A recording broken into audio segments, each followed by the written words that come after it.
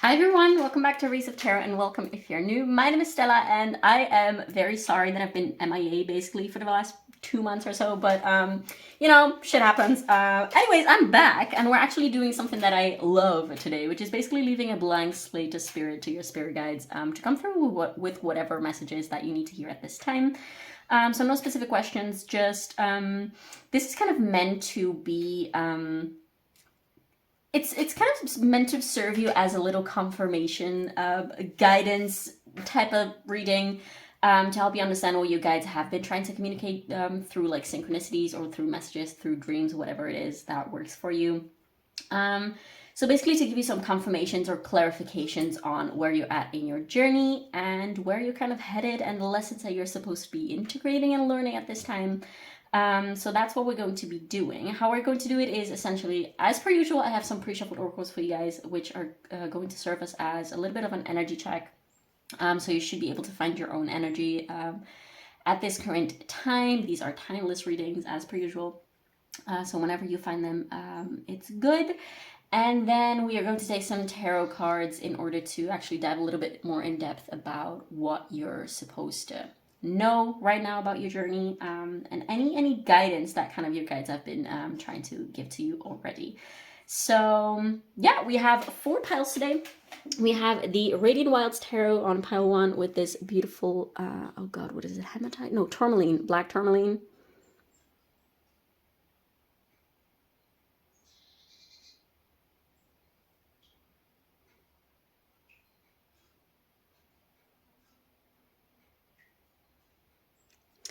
Then on pile 2, we have the Modern Goddesses Tarot with this beautiful little clear quartz cluster heart.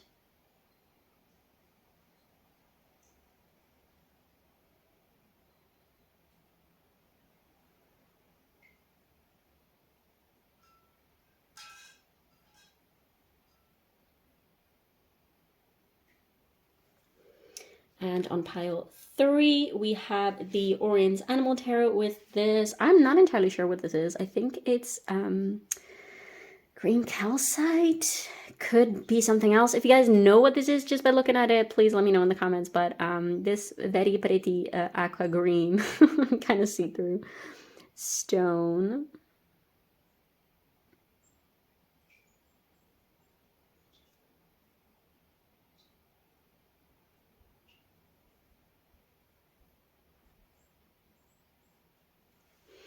And last but not least, on pile 4, we have the Black Tarot with this beautiful moss agate tumble.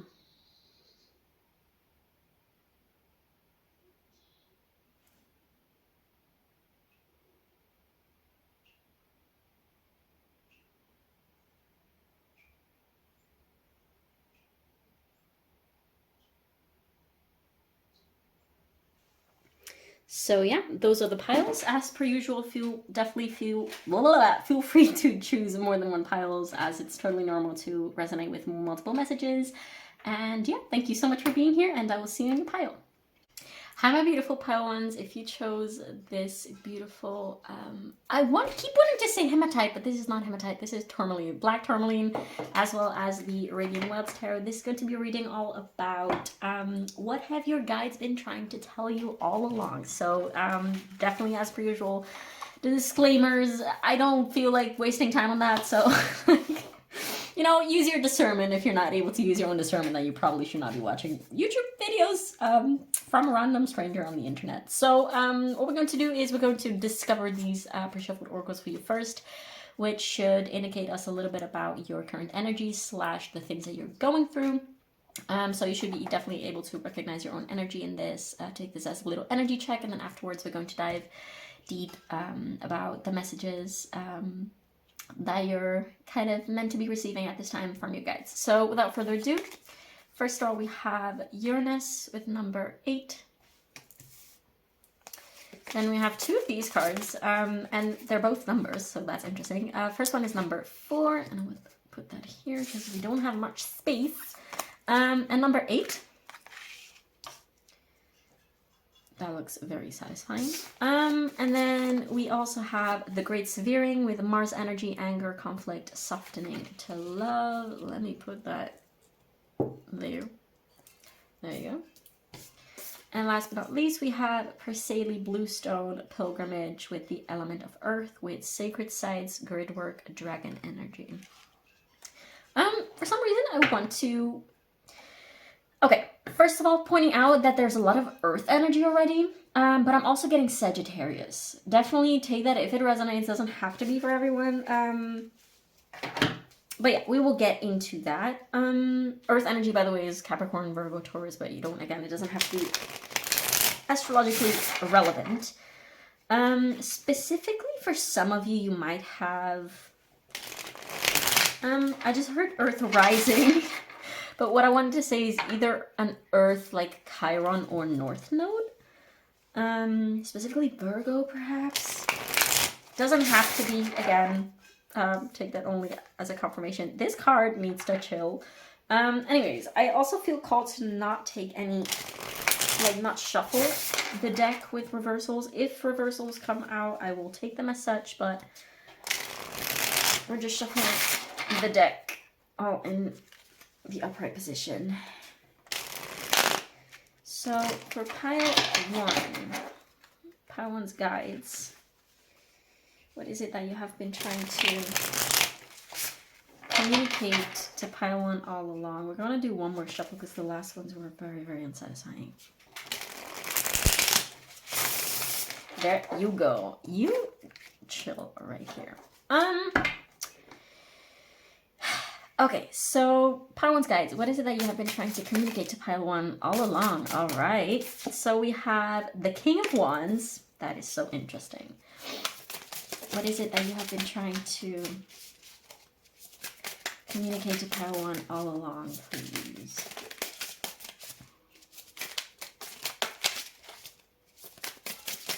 Pile 1's guides. What is it that you've been trying to communicate?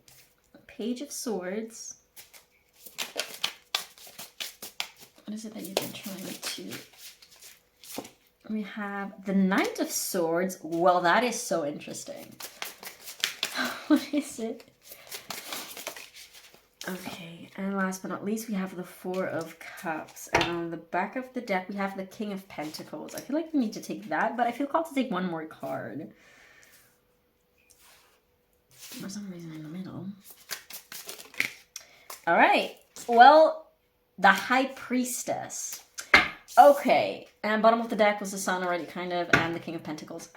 So again, lots of, well, we have also air with the Knight and the Page of Swords coming through, but I'm getting especially for you guys, also because this deck is kind of like, is described as like a desert dreamscape type of vibe, so there's a lot of like, yeah, earth and fire. That's the main thing that I'm getting from you. You don't have to have those placements necessarily.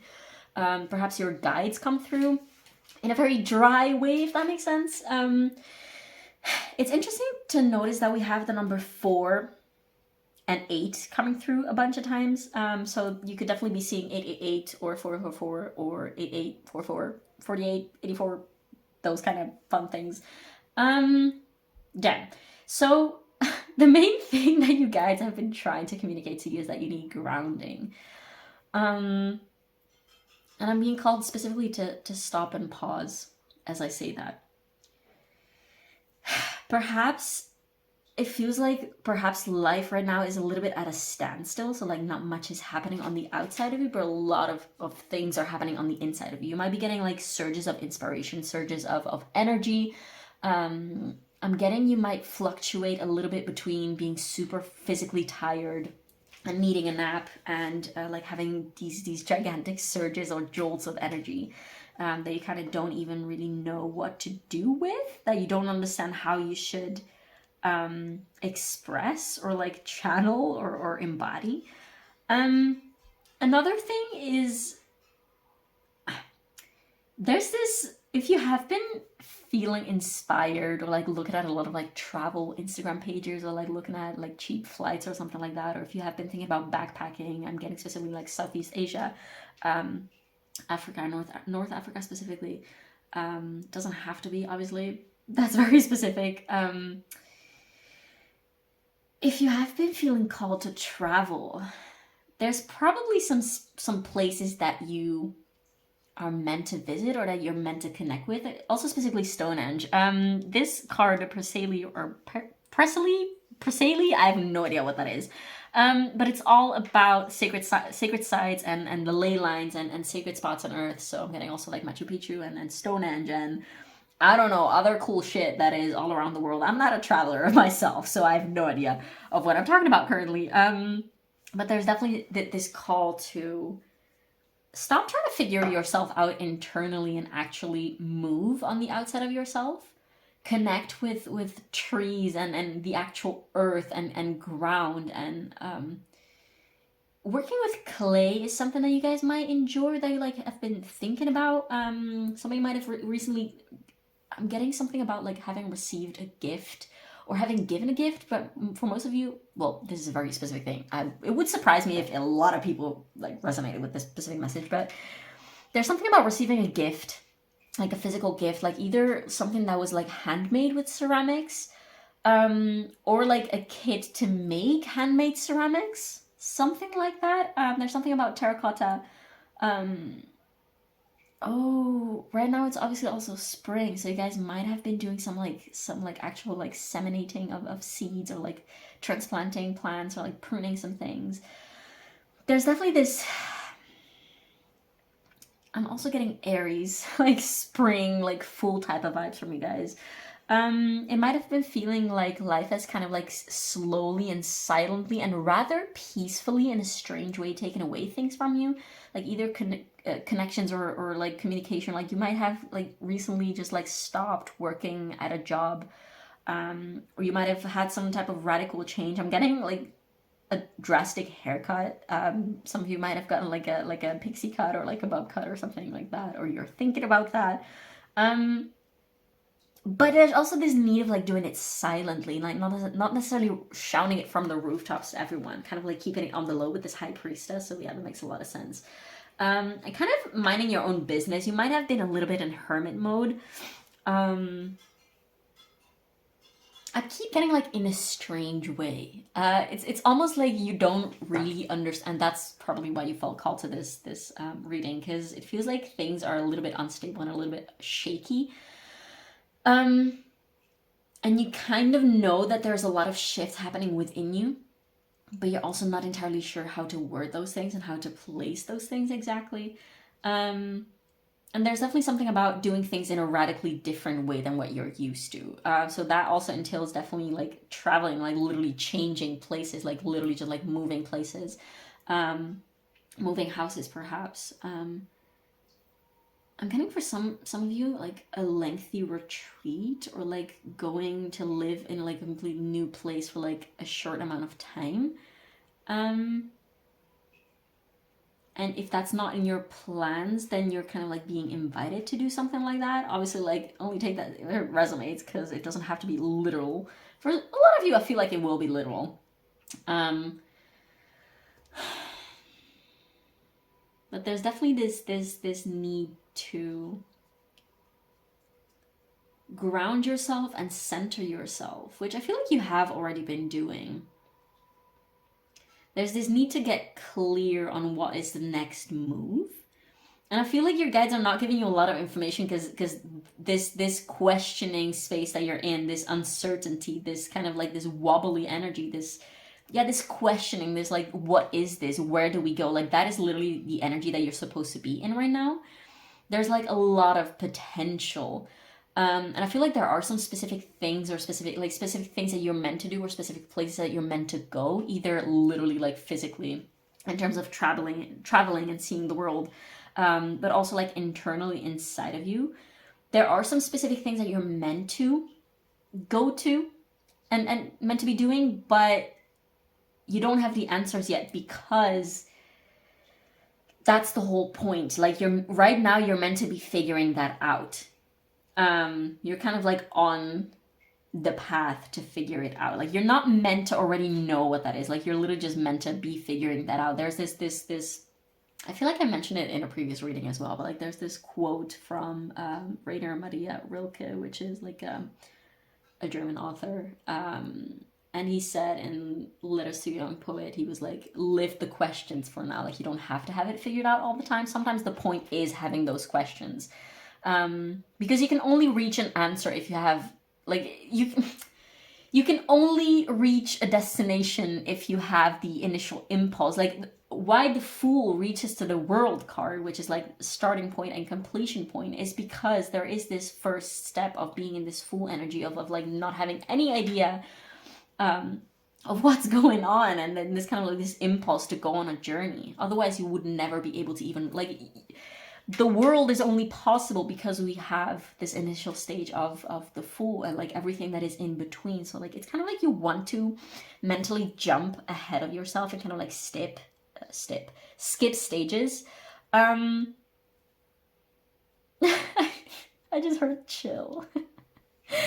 I feel like I'm trying to explain a lot of things, but the main thing, see, that's where I was getting, was I getting Virgo energy? Is this me? Is this my reading? But there's definitely this need. I just saw 1, 2, 3, 4. Nice. I was checking if we were still rolling, but yes, we are. So I feel like I'm over explaining myself, or like trying to find a logical explanation for what is happening to you, while the whole point, what your guides have been trying to tell you, is chill. Right now, this energy that you're in right now is literally exactly so perfect. This is literally the energy that you're supposed to be in fully right now. If you have questions, then dive deep into those questions. If you have impulses, dive deep into those impulses. If you have blockages, then be entirely with those blockages. If you have trouble, I have some ink, by the way. Oh, and this is nail polish. I just did my nails with this black nail polish, so apologies for that. If you have been overthinking yourself to death and trying to figure it out, then just be aware of the fact that you're not supposed to have it figured out right now. You're supposed to be in this kind of shaky type of energy. You might be in kind of like a limbo type of state. This is definitely a spiritually significant place for you, because I'm getting like Fool vibes. I'm getting definitely High Priestess vibes. I'm getting Hangman vibes, kind of like being in between stages. It might feel like a period of like stillness and kind of like weird ungrounded stability, if that makes sense. There's a lot of paradoxical energy to your pile, but it feels like you're kind of missing the point. You're distracted from the point, and the point is, be here now, be grounded, be present with this inconsistency, be present with this confusion, because things are developing as they're meant to, as cliche as that sounds, and you probably have heard this a bunch of times. Queen of Wands. You probably have heard this a bunch of times, and you're like, yeah, but there must be some more answers that I can get to, or like some more things that I can be doing, or some other things that I need to be fixing, or something like that. And the answer is no. You literally have done so much already, and things are developing and unraveling as they need to in slow 3D pace. Things might be moving very slowly for you on the outside of you, whereas on the inside of you, it might feel like you have this constant shifting, this constant like urge for more going on.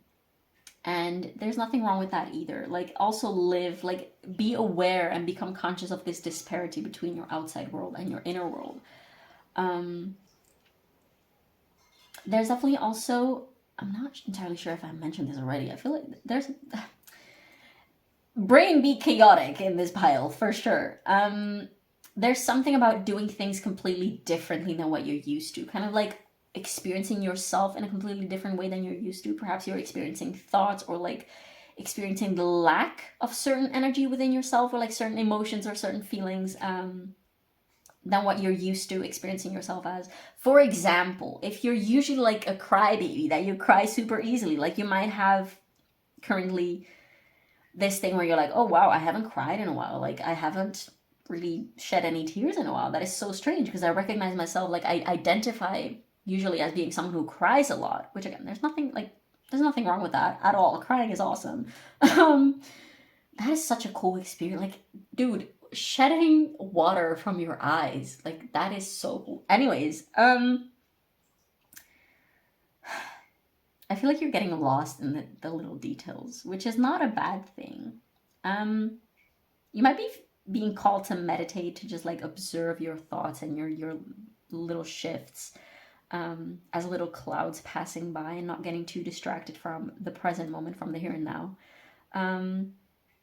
You might be called to trees. Perhaps you feel very strongly connected to trees. You might like touching trees, or like just meditating with trees, or like the energy of trees. I'm getting petrified wood right now. That might be a stone that you feel called to connect with. Oh, that makes so much sense. This is like a energy protective, really, really grounding, cleansing stone. I believe hematite as well. Hematite might be significant for you as well. I'm getting also obsidian. All the black stones, like the very grounding, protective, cleansing type of energies.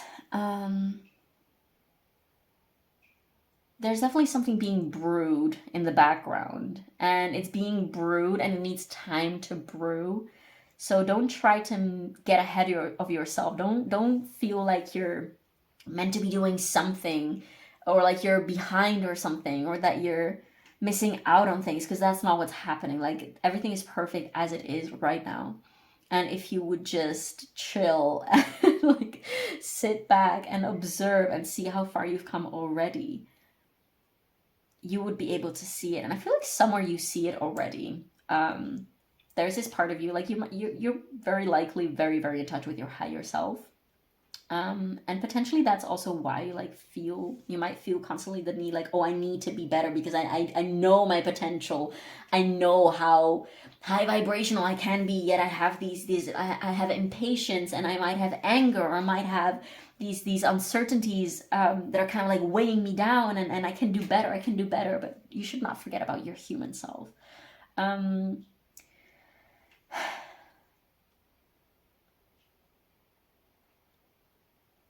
The main message, the main core message that you feel like maybe you're constantly like beating around the bush, or that you're trying to give more meaning to, the messages are chill, grounding, be present, connect with nature, and focus on your passions, focus on your purpose, which is something likely to do with your passions. Focus on your own abundance. This 8 is all about abundance and leadership. You definitely might have a life path 8. I'm getting strength card vibes as well. It's interesting because I keep getting these waves of like big major arcana cards. The Fool, Aquarius energy.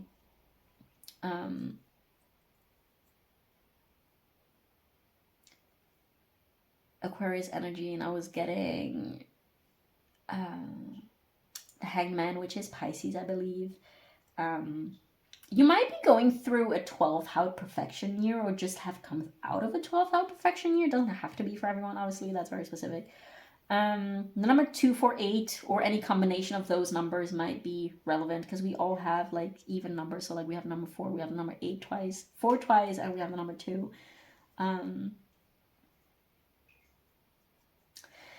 Let me see if we need to be getting anything else, and otherwise I feel like I'm feeling called to pull more tarot cards. Because that's also very reflective of your energies. Like, there must be something more, right? There must be more. Like, these messages are so vague. Like, can I get more clarity? And the answer is honestly no. Like, I'm willing to pull more cards, but that's probably just going to reiterate and confirm some energies that you have already been clearly receiving. There is not more to know at this time than what you're already knowing. And your focus right now should be on centering yourself and observing what is going on around you. Focusing on connecting with nature and grounding and being in the present moment. And that is kind of like the starting point that you're supposed to be going from. Because again, there's this energy of wanting to get ahead of yourself.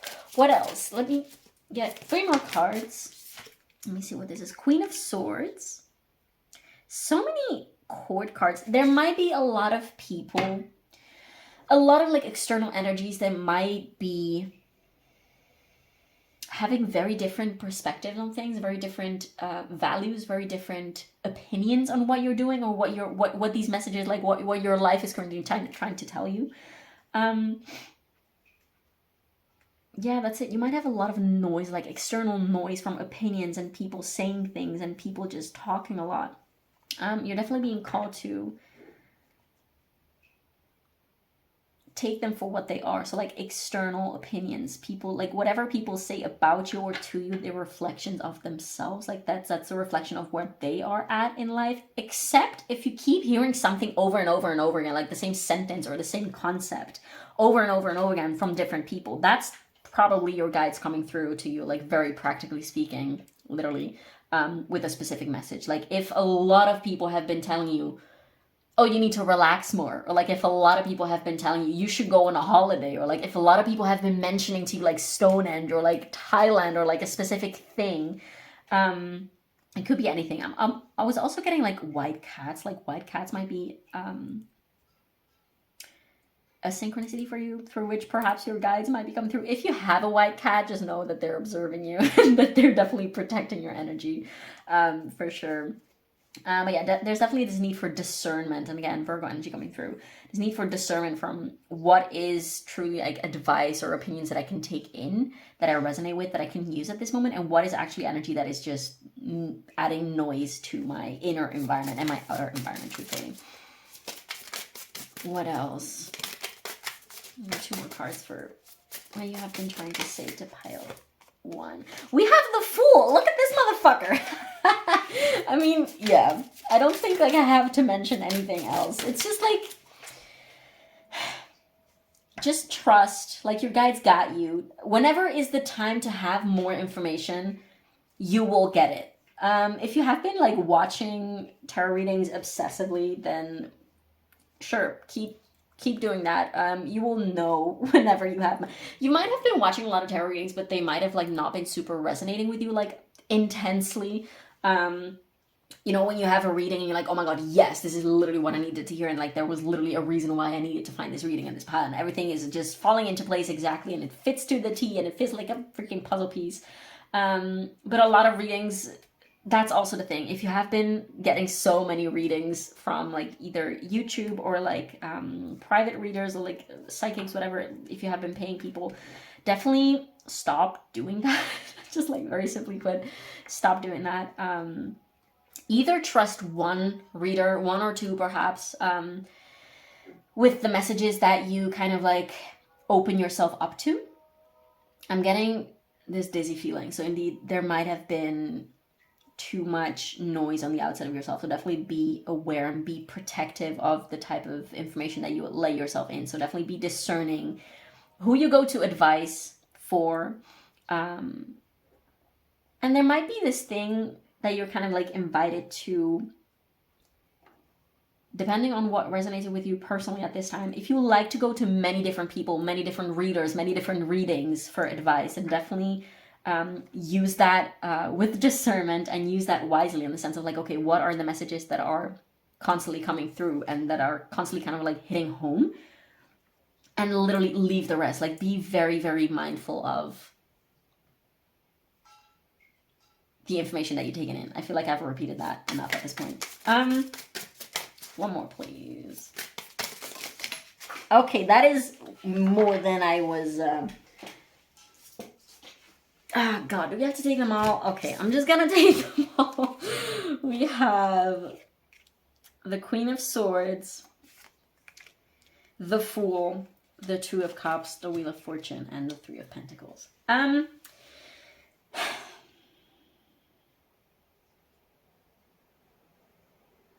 Yeah, if you get too much, you might get confused, and you might need to take a step back and just get your priorities straight. Because now, again, it feels like an overload. It feels like, oh, but maybe this person, if they have been people, like if you have been having certain connections, like either like a best friend or like a soulmate of some sort or whatever, that feels like has been walking the same path as you, that's That's real, that's true. Those things happen. Sometimes you might literally be having friends that are going through exactly the same energetic shifts as you, but practically speaking, their outside environment is completely different than yours, and like the practical experiences might be completely different than yours. That's also how collective readings work, by the way. Like internal shifts and energies might be very similar for a lot of people. Because, you know, astrology, that's also a thing that influences those things. But everyone's outside personal experiences on the outside of themselves, like practical situations, are or can be very, very different than yeah. That, I don't know where I was trying to go, but that was it. See, keep getting this energy of you're trying to get more while there's not more to get. If you have been friends who have been kind of trying to steer you in some way or another, like a lot of readers, I feel like I just keep repeating myself. This might be definitely something that your guides also kind of like, this is to show you're getting the same thing over and over and over again, and yet you feel like there's more while there isn't. Things are changing. Yes, they are. And you're not getting more information and more redirections or more. You're not getting more because there's not more to get right now. Like, you're as caught up with life and as with your personal growth and your personal journey as you could be. You might be meeting new people soon. You might be meeting new people with completely new interests and completely new like life paths than you're used to, for sure. I keep getting things about traveling. But yes, I feel like we need to move on, pile one, because I feel like it's clear. I mean, within the unclarity that you're experiencing currently, this is just to confirm, yes, it is very unclear, but at the same time, you know exactly what's going on, and there's not much more else to say about that. So let's see some advice that your guides have for you at this time. What advice do we have for pile one at this time? We have Celine, bright light, bring light into somebody's dark sky. I just heard that might be your own. We have spells and rituals, bring magic and self-care together. And we also have Freya, you are worthy, you are loved. Now I want to take some spirit animals to see, those also might be some synchronicities, some synchronistic. Yeah, cats might definitely be significant because some of Freya's token animals are cats. I believe, I'm not entirely sure if it's black cats, but it's cats for sure. We have fox with clever. You are swift and smart. Solutions to problems are easily found. Always listen to your instincts. Resources surround you. Be open to romance. Okay, so there's definitely probably someone new that is completely different than what you're used to coming into your life. And you have been feeling their presence possibly, but they're not making themselves known yet, possibly because you haven't literally like been to the place. See, you're called to go to places. If you have been feeling called to like go to, I don't know, like a retreat or something, then the answer is yes, go. Or if it's like a new bar, a new restaurant, or whatever it is, because there's definitely something there for you. And again, there's not much more information on that because you literally haven't been there yet. So, Ladybug with good luck. You're bright energy. There's something about you bringing light wherever you go. You might have a Leo rising for some of you, like Leo energy. I'm getting also with that 8 potentially. Anyways, you're bright energy. Let worry go and be happy here and now. Feel good about being a loving and colorful you. You bless the world with color and good luck. I'm gonna take one more spirit animal card, which, oh, look at this shit. We have the tiger. I'm sorry, I just burped. We have the tiger with fire. I choose to be unstoppable. My passion is my power. I am bold, I am brave, and mighty forces come to my aid. I also love how this card always kind of rhymes. So yeah, those might be synchronistic animals for you at this time. And now let's take one more card from the Rose Oracle to see some final messages from your guides to you at this time. Leave a little rose emoji if you're still here at this point in the reading. It's always interesting to me to know if people stay for the advice. All right, so what advice at this time for pile one? We have lineage of the rose, moved by the goddess, here for this soul call gather. Yeah, there's something about retreats, meditation. You might be called to do like a silent meditation retreat or something like that, or some type of like alternative healing type of thing. Your soul is craving silence and stillness, for sure.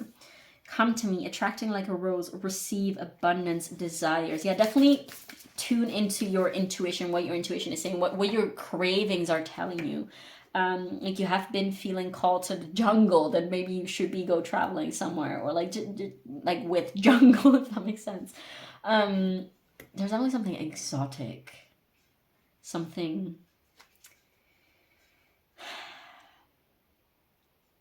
Yeah, I don't want to keep repeating myself. Ooh. The Holy Grail. Stop the endless searching, inner quest. There you go. Yeah, hawks and deer we have here. And we have hummingbirds and a little bee there. So this is not literally like stop the endless searching as in stop moving on the outside of you, because there was a clear message about you actually needing to go more where your intuition is calling you to go. But in order to be able to pick the right places, if that makes sense, or like in order to be able to go to the right, in the right direction, you need to be tuned into your own intuition, into your desires. Definitely your intuition might be talking to you a lot through your own desires. So what is it that you desire to do in terms of like career? What is it that you desire to do with your free time? What are your desires telling you? And again, this come to me, there's this reassurance that messages and information and the right things, the right partner perhaps, right opportunities will come to you in one way or another, either through a jolt of inspiration, either through like a gift, either through, yeah, people might be gifting you things and you might be like, wow, holy shit, like I had been needing this, or like I didn't even know that I needed this and you brought this to me, thank you so much. There's definitely something about like relax, chill, be here and now. Things are kind of like being magnetized to you in divine timing, and it might be a very, very slow process. But nevertheless, things are moving and you're exactly where you need to be. And the messages are so simple, and you probably maybe always try to make it more complex than it actually is. But you can relax, like it's okay. Go have a snack, go lay in a hammock or something, go tree watching, go bird watching, something like that. Pile one, this was all that I was getting for you. I really, really hope that you found kind of what you were hoping for. Definitely feel free to leave me a comment down below letting me know how this resonated for you as per usual. And thank you so much for being here, and I will see you in the next one. Bye. Hi my beautiful pile twos. If you chose the Modern Goddesses Tarot as well as this beautiful clear quartz heart crystal, this is going to be a reading all about what have your guides been trying to tell you all along. First thing coming through is sound might be important for this pile. Clairaudience perhaps, because just before I started filming there was a lot of sound things going on. And right now still, if you can hear that in the background, there's my cat eating food from his bowl, so don't mind that. And like the wind thingy is rattling for some reason. I never really did that before. Anyways, yeah, so what we're going to do is we're going to check, first of all, these pre-shuffled oracles that I have here for you. These are going to be kind of like an energy check to essentially see where you're at in life currently. So this should be, you should definitely be able to recognize your own energy and where you're at in life currently at this time. And if it doesn't resonate, then obviously check out another pile or another video, do whatever you please with your life. God. Okay, so yeah, that's what we're going to do first. Then we're going to dive a little bit deeper with the tarot to see essentially what your guides have been meaning to tell you. And then after, we're going to take some advice as well as spirit animals. Yeah, without further ado, for you we have the number, what is this? 68. Should be 68 with mortification. We have the 4th house. Let's put this to the side because we have a little space. Now we have all paths lead home, inner authority, intuition, turn your gaze within. Let me put that there. And then we have two of these beautiful cards. The first one is Obsidian and Hellebore, Shadow Mirror, Deep Healing, Understanding, Seer. And we have the Fuchsia, or however you pronounce that, and Feldspar with inner child, innocence, self-awareness. And we have all four of the elements here. So there's something very, very clear already coming through for you guys. Well, a bunch of things. So you guys might be currently in the process of developing your psychic abilities, and really kind of tuning into, be it like clairaudience, clairvoyance, since we do have the seer here in Obsidian, which is a very, very potent third eye activate. Also root chakra. There's a lot about roots here as well, but we'll get into that in a minute. Clairaudience and clairvoyance specifically, but definitely also clairsentience and whatever other type of psychic gifts. This is obviously a collective reading, so I just saw the color blue flashing in front of my eyes. So that's another little confirmation. There is someone that really, really, really, really wants to come through to you guys today. This will not resonate for everyone, but there is potentially a passed away grandparent, potentially a passed away grandmother that has been alive at the same time as you, so that you have possibly known. Potentially that passed away recently, or still there's this pressure on they have been alive in your same lifetime. So this is not necessarily someone coming from like down the line of your lineage or anything like that. It is someone that you, so potentially a grandma. Doesn't have to be a grandmother per se, but just like a very wise feminine energy that has I see a lot of blue, like electric blue, and this it's potentially this past way. If it resonates with you, this is just like a little part of the message, so if it doesn't resonate, either skip a few seconds or just, you know, wait for the next message to come through. But yeah, there's definitely someone on the other side that either recently, for most of you it will be recently, but it still could be like years and years ago. This spirit, this entity really, really wants to connect with you and is trying to reach out for you, and is potentially 100% for sure in your spirit guides team, and really wants to make herself, I want to say, known. There's a lot about feminine energy and like feminine lineage healing. I mean, we do have inner child and we have shadow work. We have the fourth house. The fourth house, for those of you who don't know, it's also the MMCLE in astrology. And it's all about your roots and your ancestry and your lineage and the private area of life. So like everything that is intimate and personal and not seen. In terms of astronomically speaking, so physically where in the sky, so to say, the fourth house is, it's kind of like the lowest point at night, if that makes sense. So like I'm not very good at explaining astrology, you guys, so bear with me. You can Google it if that makes it easier, but it kind of like, if this is the surface of the earth, like this is the midheaven, this is like the highest point in the sky, and basically below, like on the other side of the globe is kind of like the lowest point of the, just Google it, you guys. I'm not very good at explaining this shit. Anyways, dragonflies is a potentially a very big synchronicity for you guys, as well as passion flowers and like strange green insects potentially. That is very specific, but those are a few things that I like flashed through.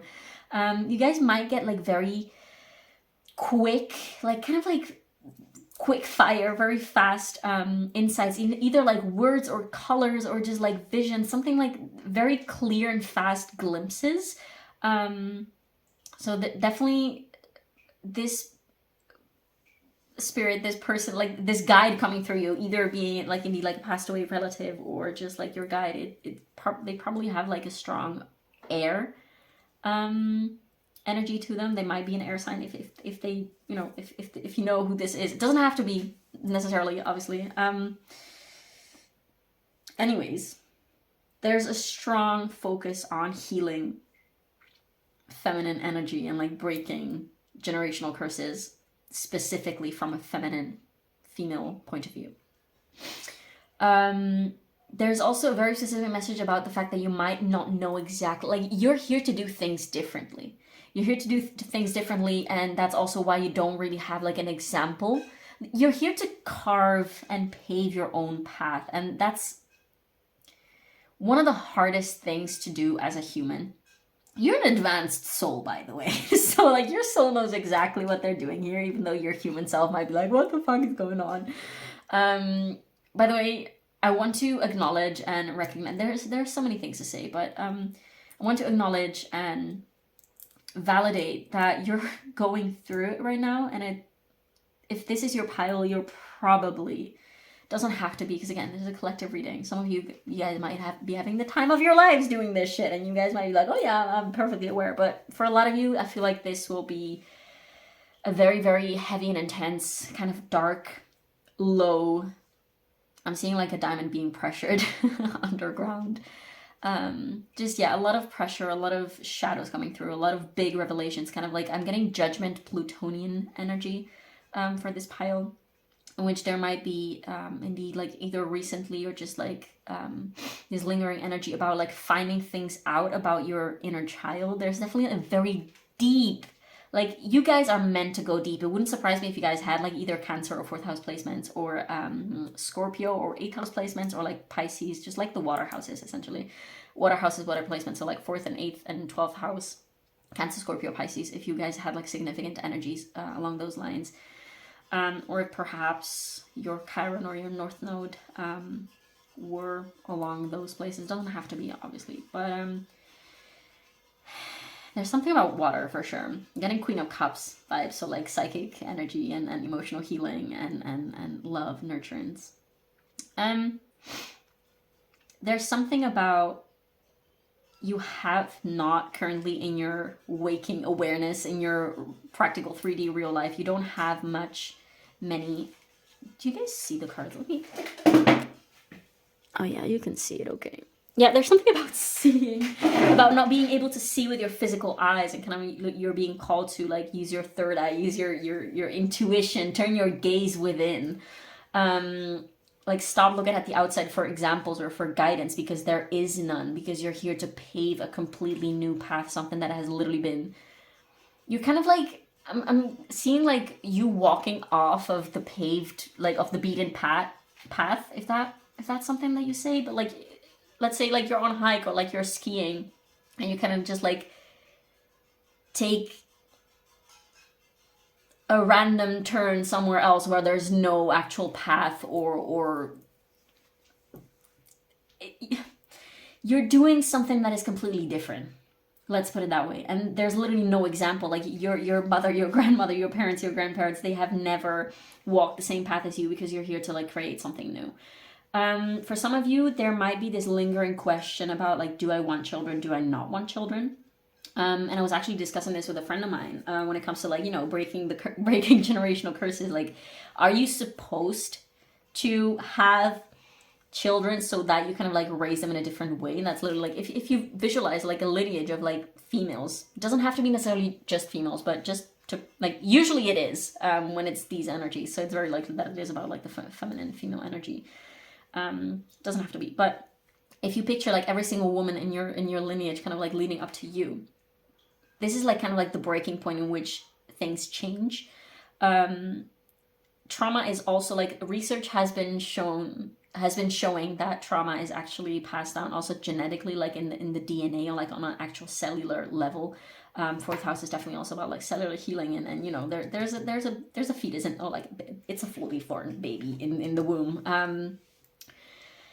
It's very interesting. I'm not here to go into like the sciencey details also, because again, that's not my area of expertise. But we were asking ourselves, like, is it, you know, usually when you talk to women who relate to breaking generational curses and like kind of like the black sheep of the family, kind of like, you know, the awoken ones, if you will, they don't want to have children. But then the question arises, like, okay, so what is the point? Like, do we just like, what do we do the healing for if we're not here to like, you know, literally change the DNA in the lineage? Are we here just to like, the point is, no matter if you, like, there's no right or wrong answer. There's no yes or no about, like, should you have children, should you not have children. Like, that is completely up to you. That is completely human decision that you get to make about your own life. And you will receive guidance on that for yourself. It will change for everyone watching this. Some people don't, some people do, some people want but can't, some people can't, but whatever. The thing is, the change doesn't necessarily have to come with an actual, like, offspring. You can literally change by embodying a higher frequency, by embodying divine love, by embodying unconditional love, and by being a light worker, essentially, by bringing light and higher frequencies and vibrations onto earth. Like, you can just spread it around and give it to the people around you. It doesn't have to be necessarily to your own children. Of course you can. Like, that is awesome if you actually, like, change the lineage in that way. Anyways, oh my god, I'm getting way too off of tangents. Your guides have been trying to tell you that you're here to do it in a different way. And it's possible that you guys have had some really dark, painful realizations about your female lineage or about your childhood. There's some of you potentially also who suffered trauma while in the womb, so that the trauma was necessarily not really yours as humanly yours, but that is something that you kind of, like, received while you were kind of forming into this world. So it's kind of, like, embedded into you. And for some others of you, you might have learned something about, there's definitely a strong lineage about, like, witches in your ancestry, or, like, medicine women, seers, indeed, like hearers and wise women and things like that. Very, very powerful, strong energy. I think, oh yeah, so there's something definitely about, like, your inner child. There's definitely a focus on healing your inner child and into bringing love and unconditional love. There's something about this card saying that the only one who can provide your inner child the love that, I want to say she, you don't have to be a she, well, I'll just keep it gender neutral. The only person who can provide the love that your inner child needed is you. Because you are the only one who right now can even be in touch with your inner child. Like, your inner child is very much alive. Every time that you heal a part of your inner child, it literally feels like a part of you that was stuck in the past is kind of, like, catching up, and that is integration. Like, from my personal experiences, it's just me, hi, Stella here, dropping in to say that in my own personal experiences, healing my inner child, visually speaking, it looked literally like holding the child, which obviously has a physical and a metaphysical meaning, and that is something that you'll have to feel into yourself and go through yourself. But holding your child and just loving your inner child, your child self, and then at some point the child self just vanishes. It just, like, disappears. It either kind of, like, plops like a pops up or pops away like a soap bubble, or it just, like, gets swallowed by light or anything like that. It just disappears. And that just means that there's, like, whenever you have childhood trauma, it's like there's a part of you that is stuck in time. So, like, anytime that it gets triggered, that child self kind of, like, comes alive again. It kind of, like, it's dormant and it's stuck in the past. So anytime that you heal that child self part of you, it's kind of like this child self grew up and is, like, now present with you. That is literally integration. So, like, there's I keep seeing blue flashes of light. That is literally integration, taking a part of you that is, like, separate of you, that is, like, kind of, like, vacating somewhere else and, like, becoming whole.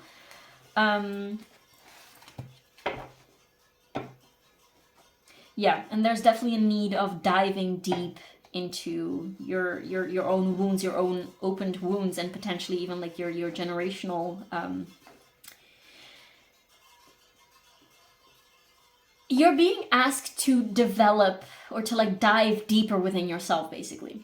And that is possibly also going hand in hand with developing your psychic abilities, because it will take a lot of, like, effort and kind of like seeing through things that aren't normally on a day-to-day basis not really accessed, if that makes sense. I have no idea what I'm saying. This is just okay, let's go into the tarot, because I feel like I'm kind of trying to ramble, whereas it's just,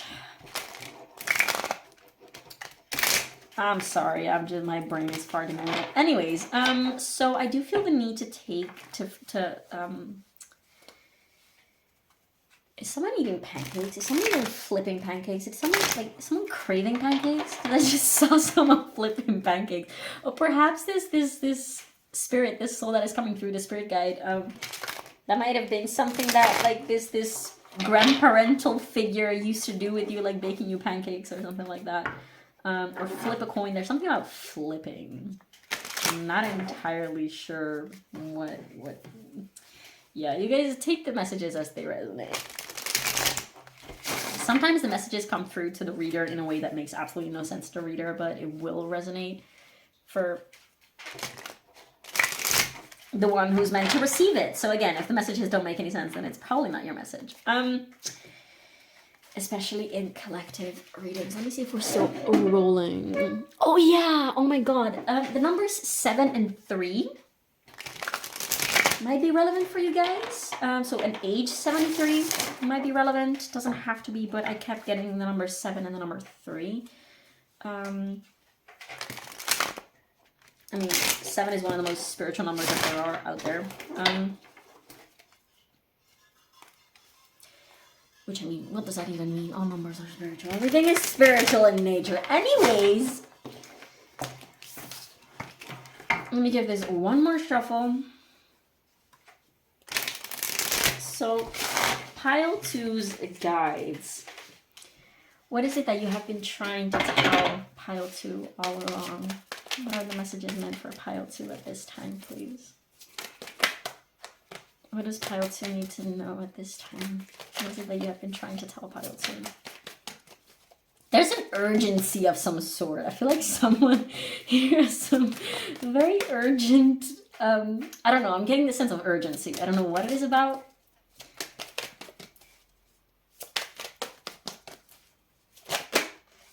So we have the High Priestess in reverse. I feel like I should take this upright. I just turned the deck. So we're just going to take this in upright. It doesn't matter that much. Okay, so we have Scorpio here, and there's an egg that is about to hatch open. The goddess Isis, by the way, might be relevant to you guys. High Priestess is Pisces energy. And we also have the little scorpion coming through. So we have the 6 of Wands and the 5 of Wands in reverse. Yeah, this feels right. And what else? What is it that you have been trying to tell pile 2, please? What is it that you have been... I'm not going to take... Okay, so this is the King of Wands. I don't have to take it, but I wanted to make itself known. Crone, that makes sense. Oh, with the... What the hell? Judgment. Yeah. We have... I feel like I don't have to take these. The 3 of Wands in reverse and the Empress in reverse. What else? We have the 6 of Pentacles in reverse. There is some...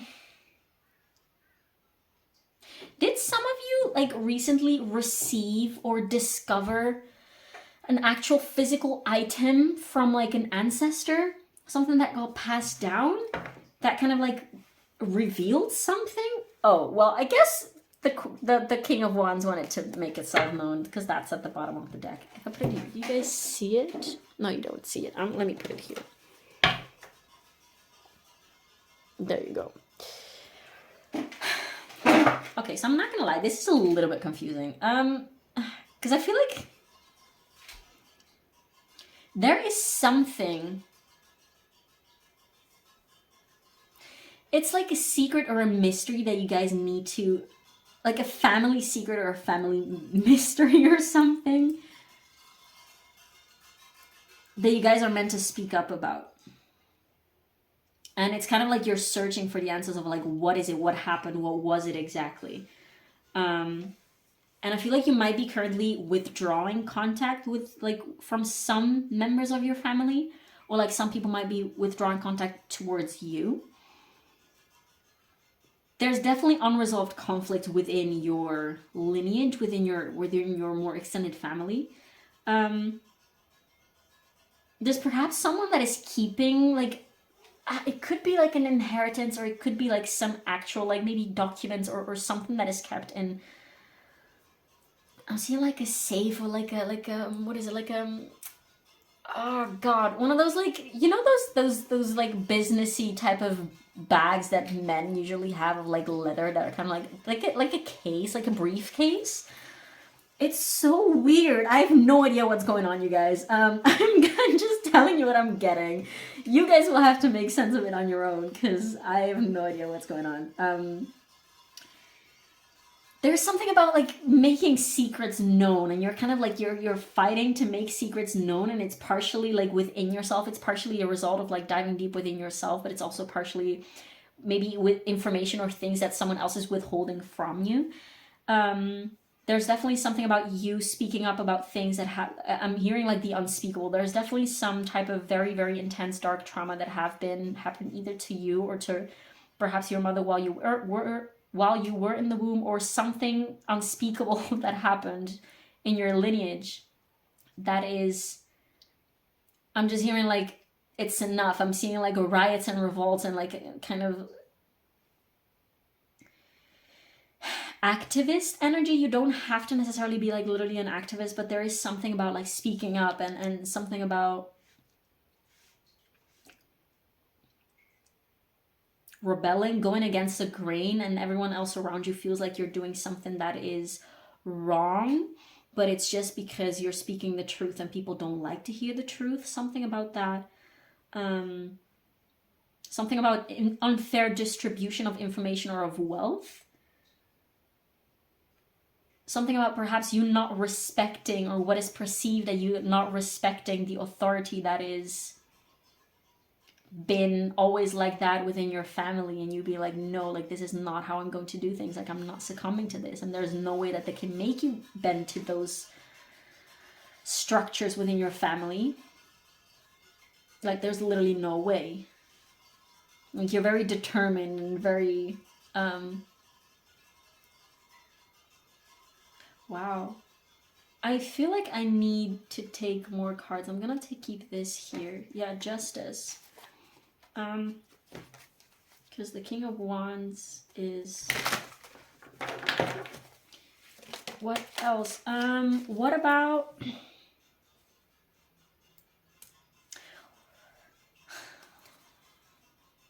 Should I pull clarifiers? Okay, just give me anything else. What about the Six of Wands?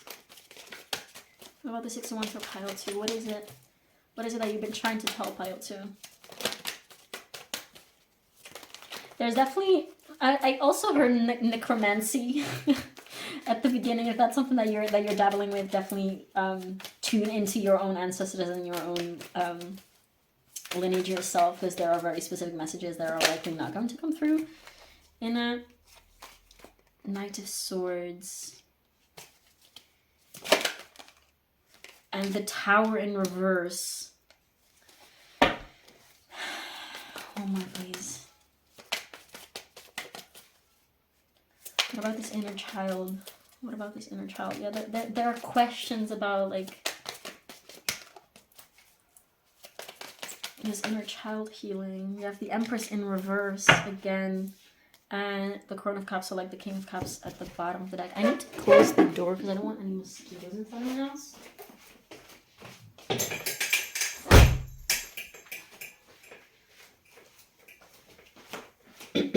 Yeah, there's something about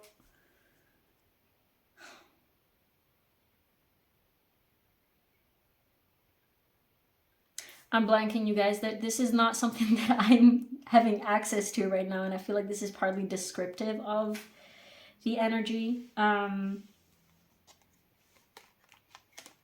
there's some type of turmoil, some type of conflict that is kind of, there's resistance from your outside environment, and one of the messages is stop trying to break down the walls like on the outside of you, tune within yourself and make the moves within yourself and change things within yourself. It's very vague, I know, and I'm sorry about that. This is the best that I can do right now.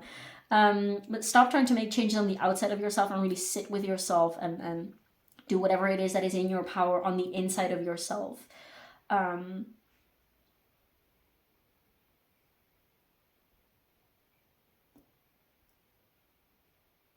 There's something about cover yourself up, cover something. And you refusing or refusing to keep.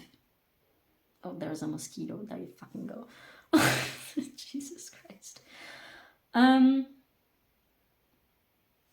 Let me see if with the advice cards we can get any more information. Are we still rolling? Yes, I just saw 2727. 999 might be something that you're seeing. You might be in life path 9. Doesn't have to be. There's definitely something about female rage, about things coming out in secrecy. What is it? Some advice for... Oh, that one on the floor. Oh my god. we have the dark moon. Pause and rest. You deserve it. There's something about menstruation, about rites of passage for some reason. There might be like family problems related to the womb. That makes sense. Something that is metaphysically manifesting for a lot of women in your lineage. Either like I don't want to name any things because there's no need for that, but like you will know if it resonates. You will know what is up with that. There's definitely some messages that like the bodies of the women that came before you and perhaps even yours have been like screaming for attention.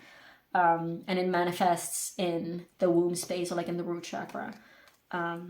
Isis, there you go. Oh my god, cast spells, protect, heal. There, Scorpion. So Scorpio energy is very, very important. You guys might have some very important placements in the 8th house. Again, 8th house, 4th house, 12th house makes so much sense. There's so much water energy. The Empress, by the way, is Venus, so Taurus and Libra. We did have the Tower, which is Mars energy, Aries, and Scorpio. Judgment is Pluto, so Scorpio again. Damn. I wish I had more about this. I cannot seem to access more about this. I'm so sorry.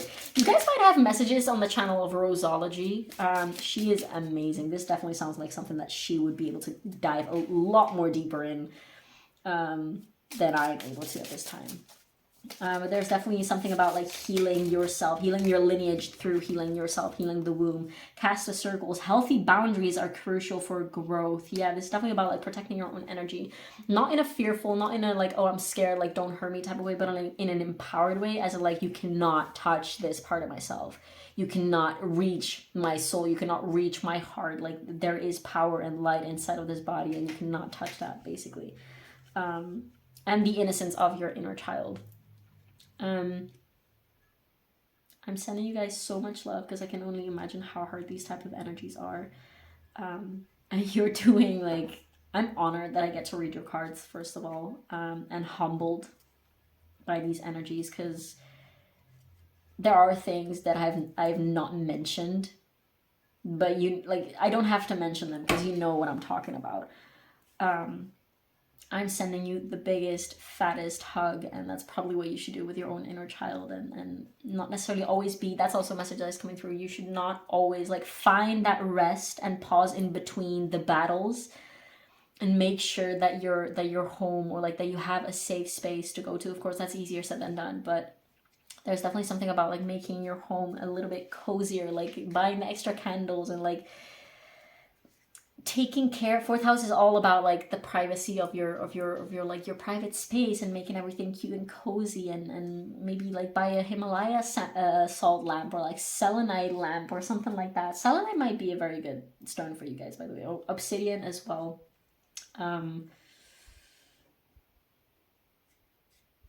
But yes, don't feel like you have to be constantly battling and healing and dealing with super dark things, because those things will come on their own. You should make sure that you also provide some softness for yourself, some gentleness, some rest, some coziness, because that's probably also what your inner child needs, because that's possibly something that was not a lot present for your inner child, at least internally. Your inner child might have felt very unsafe. Let me see. I want to take one more for these cards.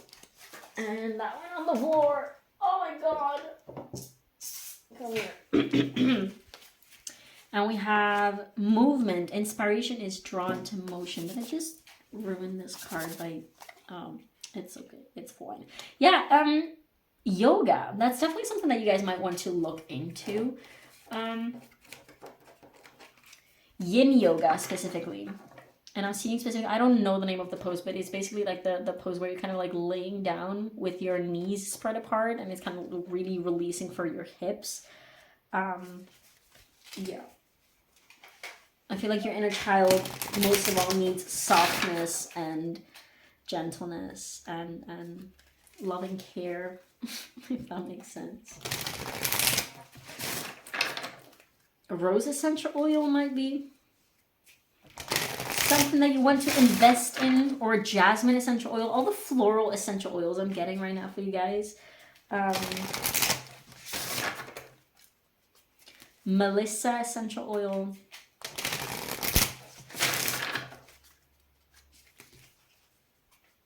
I was about to say and lotus, and there's a lotus depicted there. Okay, so what is some extra advice for pile 2, please? What is it that you've been trying to tell pile 2 at this time? The thorn, protection, boundaries, clear communication. Yeah, first and foremost, clear communication with yourself, with your inner child. Like, you should, like, probably with a facilitator or like a therapist or something, but regression therapy might be a good thing, in which you kind of like go and meet your inner child and protect and provide the protection and the love and the care that your inner child needed. There's a lot about boundaries, like healthy boundaries are crucial for growth. Cast spell, protect, heal, protection, boundaries, clear communication. What else for pile 2, please, at this time?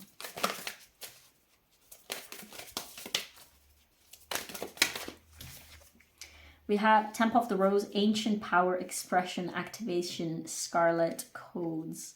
Let me read from the little guidebook, because I'm not entirely sure what I'm getting from this one. Okay, let me find it. Temple of the Rose.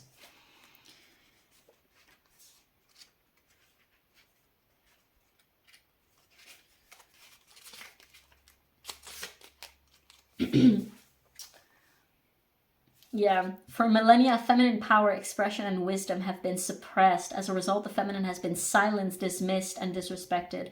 That is definitely, yeah, I was getting that energy with everything. The suppression, the conflict, the repression. Anyways, I'm just gonna keep reading this. We've become disconnected from Earth, the mother, and have stopped revering our elders. But times are finally changing, and we're all part of this change. Every time we honor our body, express our wisdom, share our voice, and connect with our sensuality, we heal the sacred thread of the feminine. What was I speaking about, you guys? Every time we call back our power, we heal the sacred thread of the feminine. Every time we come together in circle, cast a circle. There's something about women's circles. If you haven't gone to like any women retreat or women's circle, if you have the opportunity, then that's definitely probably something that might help you a lot. There's definitely a call for sisterhood. There's a lot about like healing feminine energy. I'm getting, by the way, for some of you, this grandmotherly type of spirit that is coming through.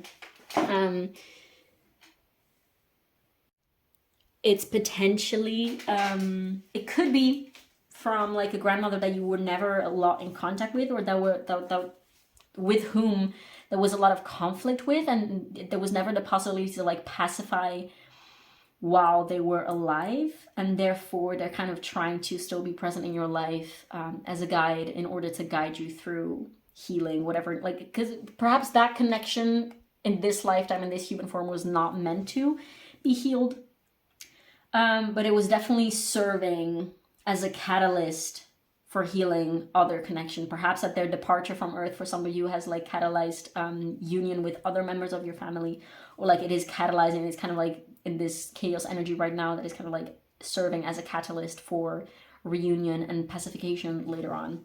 Something like that. That is a very specific message, obviously not going to resonate with everyone. Every time we honor our cyclic nature, the cycles of nature, we heal the sacred thread of the feminine. Regardless of which gender you identify with, if any, this card is calling back your power.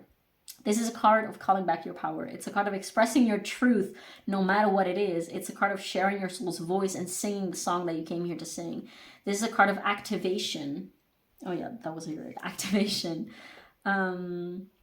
It's a call to action, and it's a remembrance. You're the child of the ancient goddess. As you express yourself, you express for all who could not. See, there's probably something about you're the first one to speak up about something. And that is causing some type of turmoil. As you reclaim your power, you do so for all those who cannot. Each shackle you break through, you free those who are yet to come. See, breaking the cycles, breaking the patterns that are spread like a disease, essentially. There's definitely something about the metaphysical expression of dark energy in the body, too. Share your voice, sing your song, dance your dance, or reclaim your power. This is what you came here for. Soul inquiry. How are you being called to take back your power, express your truth, and honor the cyclic nature within? Yes, exactly. So I could not have said that better. What else for pile 2, please? One more of these, and then we can take spirit animals, and then we can wrap up this intense reading. Oh, yeah, that is a lot of cards. Let's take one, please. One more card for pile 2, please.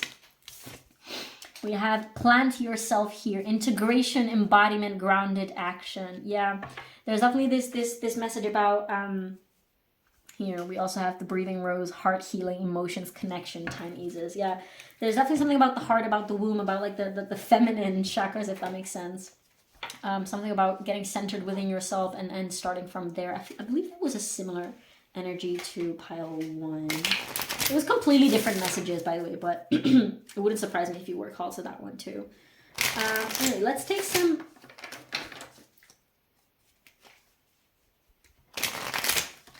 spirit animals. Wow, why could I not think of that word? Anyways, let's take some spirit animal cards for pile 2, please. I might be synchronistic or have some messages significant. I'm seeing a black horse. I don't know if anyone of you has a black horse. Oh, look, there's a white horse here. That is interesting. Anyways, what spirit animals are... Okay. So we have the grizzly bear with power. I am indestructible. I honor my intuition and go where it leads. Love and gentleness are my real strength. I never give up. I will succeed. That is beautifully said, and that wraps up what I kind of said earlier already, and I don't have anything to add to that. Lizard, regeneration. As a survivor, you are unparalleled, literally what I was saying at the beginning.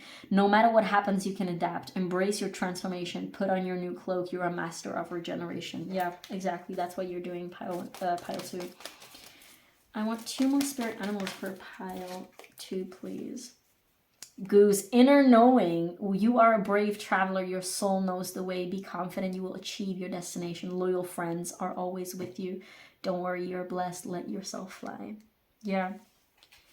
Definitely lean on the support of like a sisterhood circle, like friends who can offer you feminine healing energy. I feel like I have to take one more after this. Oracle, adventure. Dare to do things differently. That's what you're here to do, pile 2. Doing things differently. Sing your wild song. Manifest your travel dreams. There's something about traveling as well. Attempt the great journey with confidence. Be loyal. Friends and family are your treasures. Be brave. You're more powerful than you know. Friends and family, there's something about like you need like connecting and then healing those bonds and sticking strongly together and valuing the connections that you have that are supportive and good, because they will really get you through all the other BS, essentially. One more spirit animal for pile 2, please, and then we can wrap up. One more spirit animal for pile 2, please.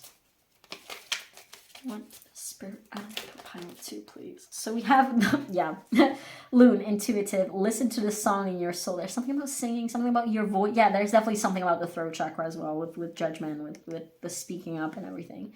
That's also the word, the things that you're here to heal a lot of things, pile 2. If you feel like there's a lot happening, it's because it is, because you have, your soul took on a lot of responsibility. I also feel my own voice getting a little, whew, that is intense, a little softer, if that makes sense. Trust your intuition as you have a way of knowing. Emerge from the busy life and seek more solitude. Recognize that you are unique and that you are loved. Yes. Pile 2. I think that's all that I'm getting for you. I want to say that I'm sorry if I didn't have more. I'm sure there's other readers who are more competent than me in this specific field. There's definitely energy that I don't encounter often, so I feel again honored and humbled that you are even here and that I'm even able to channel these energies, and I really hope that I did it justice. I really hope that you got some type of clarity or something else that you can use for your journey. Thank you so much for being here. Definitely feel free, as per usual, to leave a comment down below letting me know how it resonated. And again, thank you so much for being here. Thank you for your work. It's so important. I see you, and I will see you in the next one. Bye. Hi, pile 3. If you chose this unknown green stone, which is possibly green calcite, but I'm not entirely sure, as well as the Oriens Animal Tarot, this is going to be a reading all about messages that your guides have been trying to contact you with, or about trying to convey to you all along. So this should definitely be like a confirmation of messages that you have already been aware of, as truthfully all tarot readings are, but you know, good to mention it every time. So this is going to be in 2 parts, well 3 as per usual. I have some pre-shuffled oracles that are going to indicate to us a little bit about your current energy, your current struggles perhaps, so you should definitely be able to find your own energy in this first section of the reading. If it doesn't resonate, then feel free to pick another pile, or there might just not be messages for you today, which is also fine. And yeah, after we go to dive a little bit more into depth with the tarot to see what the actual messages are. And at the end, we're going to take some more advice / final thoughts, guidance, and some spirit animals. So yeah, without further ado, for you we have Tin with number 21. We have 2 of these cards. The first one is Pluto, which I'm going to put below there. I'm going to move this. I think this is fine. And we also have Solar Eclipse. Then we have a starseed card, which is Earth Pulsing, Pulse of Mother Earth, Pulse of the Mother, Slow Down, Time in Nature. And last but not least, we have Pearl and Larimar with Let Go, and the element of water with Surrender, Release, Patterns and Triggers, Pleiades. I'm not entirely sure. So I was reading the guidebook for the cards, and for some reason I just took this deck, which is the Starseed Oracle deck by Rebecca Campbell. And I kind of like felt called to pull another card, and it's just a clarification of what I was getting. It's just like extra confirmation. And the card that flipped over for you guys was Inner Earth. So much incense crumbles. I'm sorry about that. Inner Earth, you'll survive this. New solutions and beginnings. So the first thing that I feel the need to point out is water. Water and rainbows. There's something... I feel like the main message, just straight away, just diving straight into it, the main message is like you have been struggling, likely big time. And it's possibly a very hidden type of suffering or struggling that you have been going through. So it doesn't necessarily have to be like your outside world, like your work or your study or your relationships, your friendships, or like the things on the outside of you have been necessarily very troubled. Definitely could be, but this is not the main focus. The main focus is about like your inner struggles that possibly not a lot of people see, not a lot of, you might not show a lot of it to the outside world. There's a lot of hidden and covert, kind of like silent pain, I want to say, going on inside of you. Your guides are here to reaffirm that and to confirm to you, like, we see you, we see it happening, and it's not for nothing. Like, there's also a lot about pressure, because this card, like Pearl, as you guys probably know, pearls are kind of, there are these sea clams muscles, I'm not entirely sure, like these sea clams shells, I'm not sure of what it's called officially, but you know what I'm talking about. There's just this sea thing. And whenever a little bit of like an irritant, so like either like a piece of dust or something that is like an external dust, you obviously don't have dust in the sea, but you know what I mean, like a piece of sand or something like that gets into the clamp, and it kind of like creates so much pressure around this piece of debris, I want to say, and then the end result is the pearl. And this 10 card also, I keep itching my eyes, and there was something about crying. You perhaps there is something about you either haven't been able to cry, I want to say, in front of people, but perhaps either you're, it sounds stupid, but either you're probably crying a lot or you're not able to cry at all. There's something about that. But what I was saying is that this tin card also talks about the fact that the particles, or like the molecules that make tin up, they're so fragile. Well, take it like a can of soda or something. Like it's quite fragile. And when enough pressure is applied, it just crumbles, it breaks, it bends, it kind of like deforms.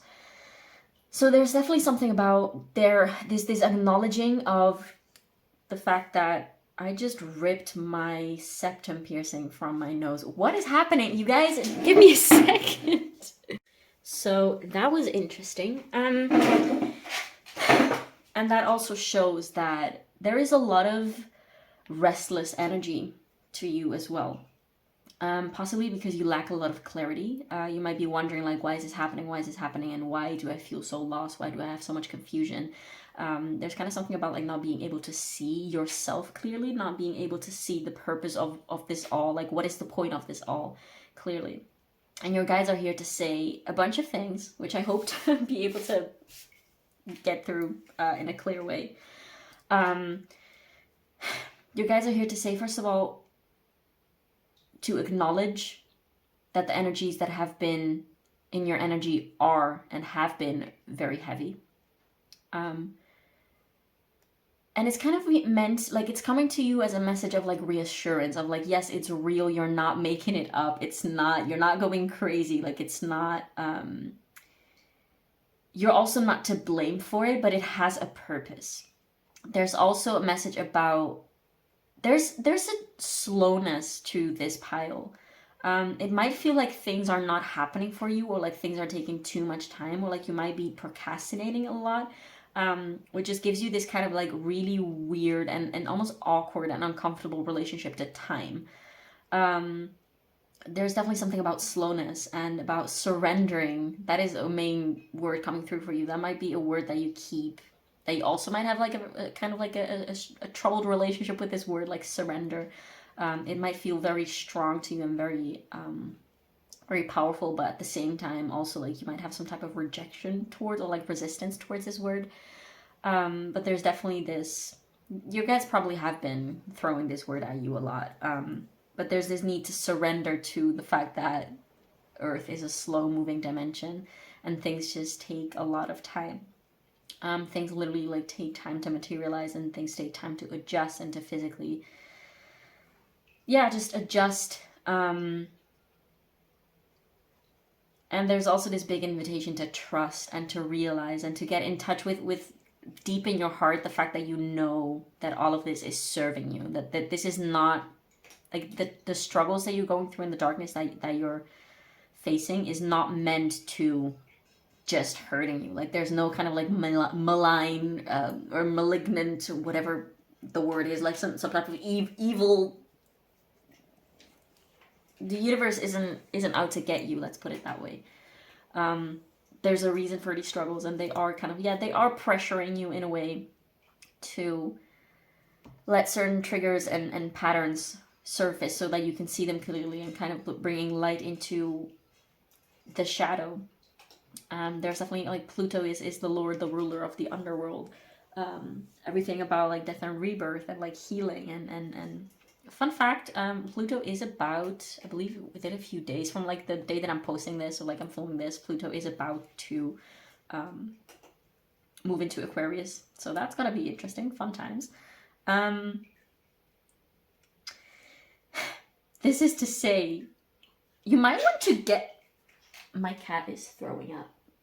So sorry if you hear weird noises in the background. Oh yeah, this is my yin and yang pile. Oh my god, thank you Feep for the reminder. He's black and white. He's a black and white cat. And that is something that I was already noticing when I pulled your cards at first. I was like, this is my yin and yang pile. This is kind of to remind you, Phoebe, are you okay, buddy? Anyways, you know how cats, this is probably relevant information. You know how cats, like, they have to throw up hairballs regularly because they don't have, like, when they clean themselves, they don't have any means of, like, you know, spitting out the hairs or something. They just have to swallow them. And their system is made so that they kind of like clump up the hairs, and then they like at some point they just throw up the hairball, and it's really uncomfortable. If you've ever looked at a cat while they're throwing up, it's not that they're having fun, it's not that they're having a great time, but it is for their highest good. Like they're literally purging something that is not meant to be there, that is not nourishing or nurturing to them, that is not feeding them. It's a cleansing process. There's definitely something, yeah, that's probably also what's up with the water. It's a cleansing process that you're going through. Out with the old, in with the new. That's just something that I heard also with this Pluto energy. And this tin, there's also like, it's linked to Jupiter in one way that I don't recall exactly how that goes, but tin is ruled by Jupiter. We also have the little Jupiter sign here. And Jupiter is all about expansion and about like growth and lessons and learning and spiritual learning, higher learning. I feel like you're being initiated to something. You might be going through the dark night of the soul, like you might have just gone through one. There's definitely something about spiritual expansion and spiritual growth. And a fundamental message that I should not forget, but it's the one that you probably do not even want to hear about, is that you need to make sure that you make some time for play and for laughter and for enjoying the small things. So like looking at some flowers and being amazed and completely lost in the beauty of a freaking dandelion or something. Like blow a wish on a dandelion. Dandelions might be relevant for you guys. Lotuses as well. We do have dolphins. And is this an iris flower? I'm not entirely sure. It looks like it. I just got Leo / 5th house flashing in front of my head. I'm so sorry if you hear like Smeagol noises in the background. That's still my cat trying to throw up. He's struggling, poor thing. There's definitely something about your heart chakra, the color green. The color green, white, and black might be very relevant to you at this time. Or they might have specific messages or specific frequency resonances with you. Archangel Raphael might, there you go, the heart chakra, green, Archangel Raphael, healing, yeah. There's a lot about heart healing, but it's not necessarily that you're being focused currently on that heart healing. Just know that this has to do with the healing of your heart, like purging and cleansing of your heart space. And yeah, this yin and yang. See, there's this message that I need to get to that I kind of keep going away from, because it's probably something that you don't like hearing or that you've kind of been rejecting. But there's something about this rainbow imagery coming through in this yin and yang. So like seeing the silver lining, which is interesting because this is the deck with the silver lining. One of my 2 decks with the silver lining. And that message about the silver lining always comes through in these decks. Anyways, see the good in the bad and see that there is some type of like shadow aspect in the good as well.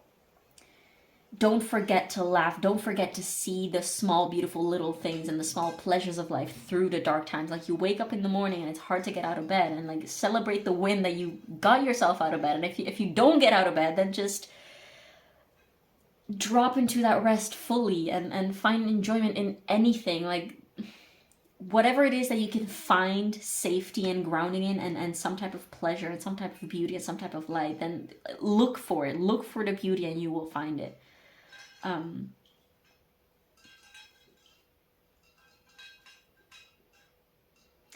There's something about not seeing things in black and white, but looking for the colors and seeing things as a spectrum. And understanding that balance is not the middle point. It's just like the shifting and the understanding of both extremes. About like being balanced. For instance, take diet. I don't want to trigger anyone, so if you don't want to hear about food or something, then skip a few seconds, I guess. But like diet, having a balanced diet doesn't mean eating super clean and eating no oil, no salt, no sugar whatsoever, and eating only fruits and vegetables and like whole foods. Having a balanced diet means having everything in moderation. I'm getting temperance vibes now, like, which is also ruled by Sagittarius, which is Jupiter. Balance is not having a life that is literally kind of like dull and flat at all times. It's like, you know, finding a way to ride the ebb and flow. That's also something coming through. You might go through like incredibly intense periods of awakening and of transformation and turmoil, and then perhaps this is kind of like a still an ebb time for you, like a low tide type of time for you, and it might be a little bit overwhelming at times. And your guides are here to say you have the power and you have the resources and the inner strength to learn to navigate these things in a way that it doesn't have to be so overwhelming. Find the joy and the pleasure, find time to rest. Don't force things, don't expect things to like go faster than they need to. Enjoy those pause moments within, like between breaths, between the inhale and the exhale. Learn to enjoy those pauses. Learn to find the value in the boring and dull moments in life. It doesn't have to always be. You might have Aries placements as well. Always looking for the thrill. Yeah, possibly you could have a lot of fire or like a fire moon or something like that. And there is more need for water. You might have had a lot of like connection with water in past lives potentially, specifically with this card, Atlantis and Pleiades came through. Doesn't have to be, doesn't have to resonate for everyone, but there's definitely something about needing to get more in touch with water and allowing water to run its course more with you, and learning to surf the waves, if that makes sense. But I feel like that's all that I'm getting for you now. Let me pull some tarot cards to see the messages were already coming through, but let's just dive a little bit deeper. I just saw 10:44 while I was looking at the timer to check if we were still rolling. Is everything in frame? I check it now. Oh, this looks so pretty. Anyways, yeah, there's definitely something about finding color, creating color, and learning to see about all the different shades and facets and nuance of things. I just heard 50 Shades of Grey. All right. So, Spirit Guides of Pile number 3. What is it that you have been... Do we have to take this? I'm just going to put it back. Okay, so what is it that you have been trying to tell? I feel like you have a hard time speaking directly to your guides. Probably because you expect them to talk to you in a human way, or to like talk to you in very specific ways. But the thing is, spirit guides are obviously not of earth, unless of course like there's a little person that acts like a little guide to you in person, but that's beside the point. Spirit, the universe, it talks to you through synchronicities, through energy, through emotions. Oh, that's it. You are so fucking sensitive, my pile 3. Like, you might be rather new to this whole spirituality, spirit guides thing, and that's also why I was getting like this awakening type of initiation type of energy, and overwhelm, because you might be kind of like just entering this world of perhaps even like cartomancy, the reading cards and like divination and all those things. It's real. Your guides are here to affirm, like, yes, it's real. You're not going crazy. I promise you, you're not going crazy. You're not alone. You're not going crazy. It's real. It's happening, and it's okay. It's safe. Like, these things are happening so that old energies need to leave your body and new energies, like, you need to learn. There's something here for you to learn, and there's no much clarity about it yet. It's possibly like something about like self-empowerment and self-love and heart healing and all those things, but you're not there yet. You're just meant to go through this process right now. You're hella sensitive. You're super in touch with the earth, with pay attention to everything that is not so obvious. Pay attention to like the little synchronicities, to like numbers that you might be seeing. Pay attention to 333 just flashed through my eye. Oh, also the number 248, like 2, 4, and 8 might be relevant to you. Pay attention to the little synchronicities and keep doing research if you have been doing research, if you have been studying about astrology. Yeah, I was getting something. You might want to get into astrology and look into your birth chart. and learn about that. It's a process. Like, it's not that it's something that you learn within a year or within 2 years or something. Astrology, there's so much to astrology, more than it's definitely not the memes that you see on Instagram, let's put it that way. There's so much to astrology. Like, you can have, for instance, like your sun sign. But your sun sign doesn't say, obviously not every person with a Leo sun sign is the exact same. I'm getting a combination of Leo and Scorpio for some reason now. Anyways, there's your sun sign. Your sun is in a certain house, which also influences your energy. And it is at a certain degree, which also influences your energy. For instance, me, I'm a Virgo sun. My sun is in the 4th house, which is the house of Cancer, and at 8 degrees, which is a Scorpio degree. This is to say, my sun, my innermost core self, which is what your sun sign is a mixture between Virgo, Cancer, and Scorpio. Plus, there's all like the aspects and the transits and everything. Like, astrology, this is to illustrate that astrology is just very, very complex. So there's definitely an invitation for you to dive deeper into different nuances and then to learn about different aspects and facets and things. Be curious, and yeah, there's definitely this incentive to keep learning, I guess. Look, we have the Hermit, which is the card of Virgo number 9. We have the Knight of Wands and the Nine of Pentacles. I do not feel like I have to take this one, so we'll just put it back. See, dolphins! There's something about dolphins that is so interesting. Dolphin imagery. So what is it, guys, of pile number 3 that you have been trying to? We have the Page of Swords. Yeah. What is that you've been trying to communicate to pile 3? Okay, I'm taking these 2, I guess. Are we taking these in reverse? 8 of Pentacles and Ace of Swords. It doesn't matter that much. I'm just going to keep them in reverse because it actually does make a lot of sense. And at the bottom of the deck, we have the Queen of Cups. Look at that shit. And the High Priestess. Yeah. Okay, yes. So, pile 3. This is actually pretty cool. I love to see this. There is this invitation for you to become aware. That is the main thing. I'm hearing it's actually pretty simple. Like, just become aware and trust your intuition, trust your gut. Look within this Hermit. There's a need of focusing on what is going on inside of you and not necessarily like projecting things on the outside. Yeah, that's also a thing. You might have Gemini placements as well.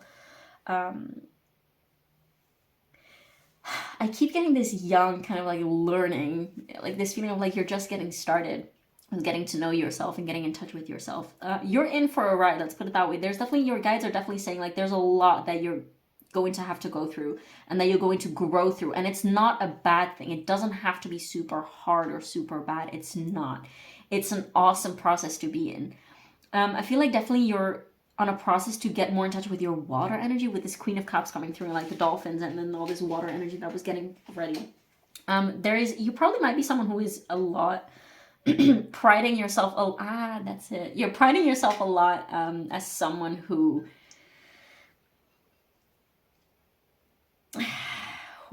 is very intelligent and like rational and like down to earth and kind of like practical. Like you might have also grown up in an environment that was not kind of like spiritual and woo-woo. So in that sense, you might feel a little bit like you're kind of going crazy because no one else around you is into these things, or like no one else seems to be into these things. And your guys are saying it's okay.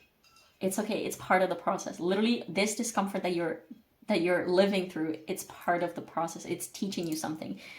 Be smart about how you use your brain. Don't let your brain flood you over with thoughts and negative stuff.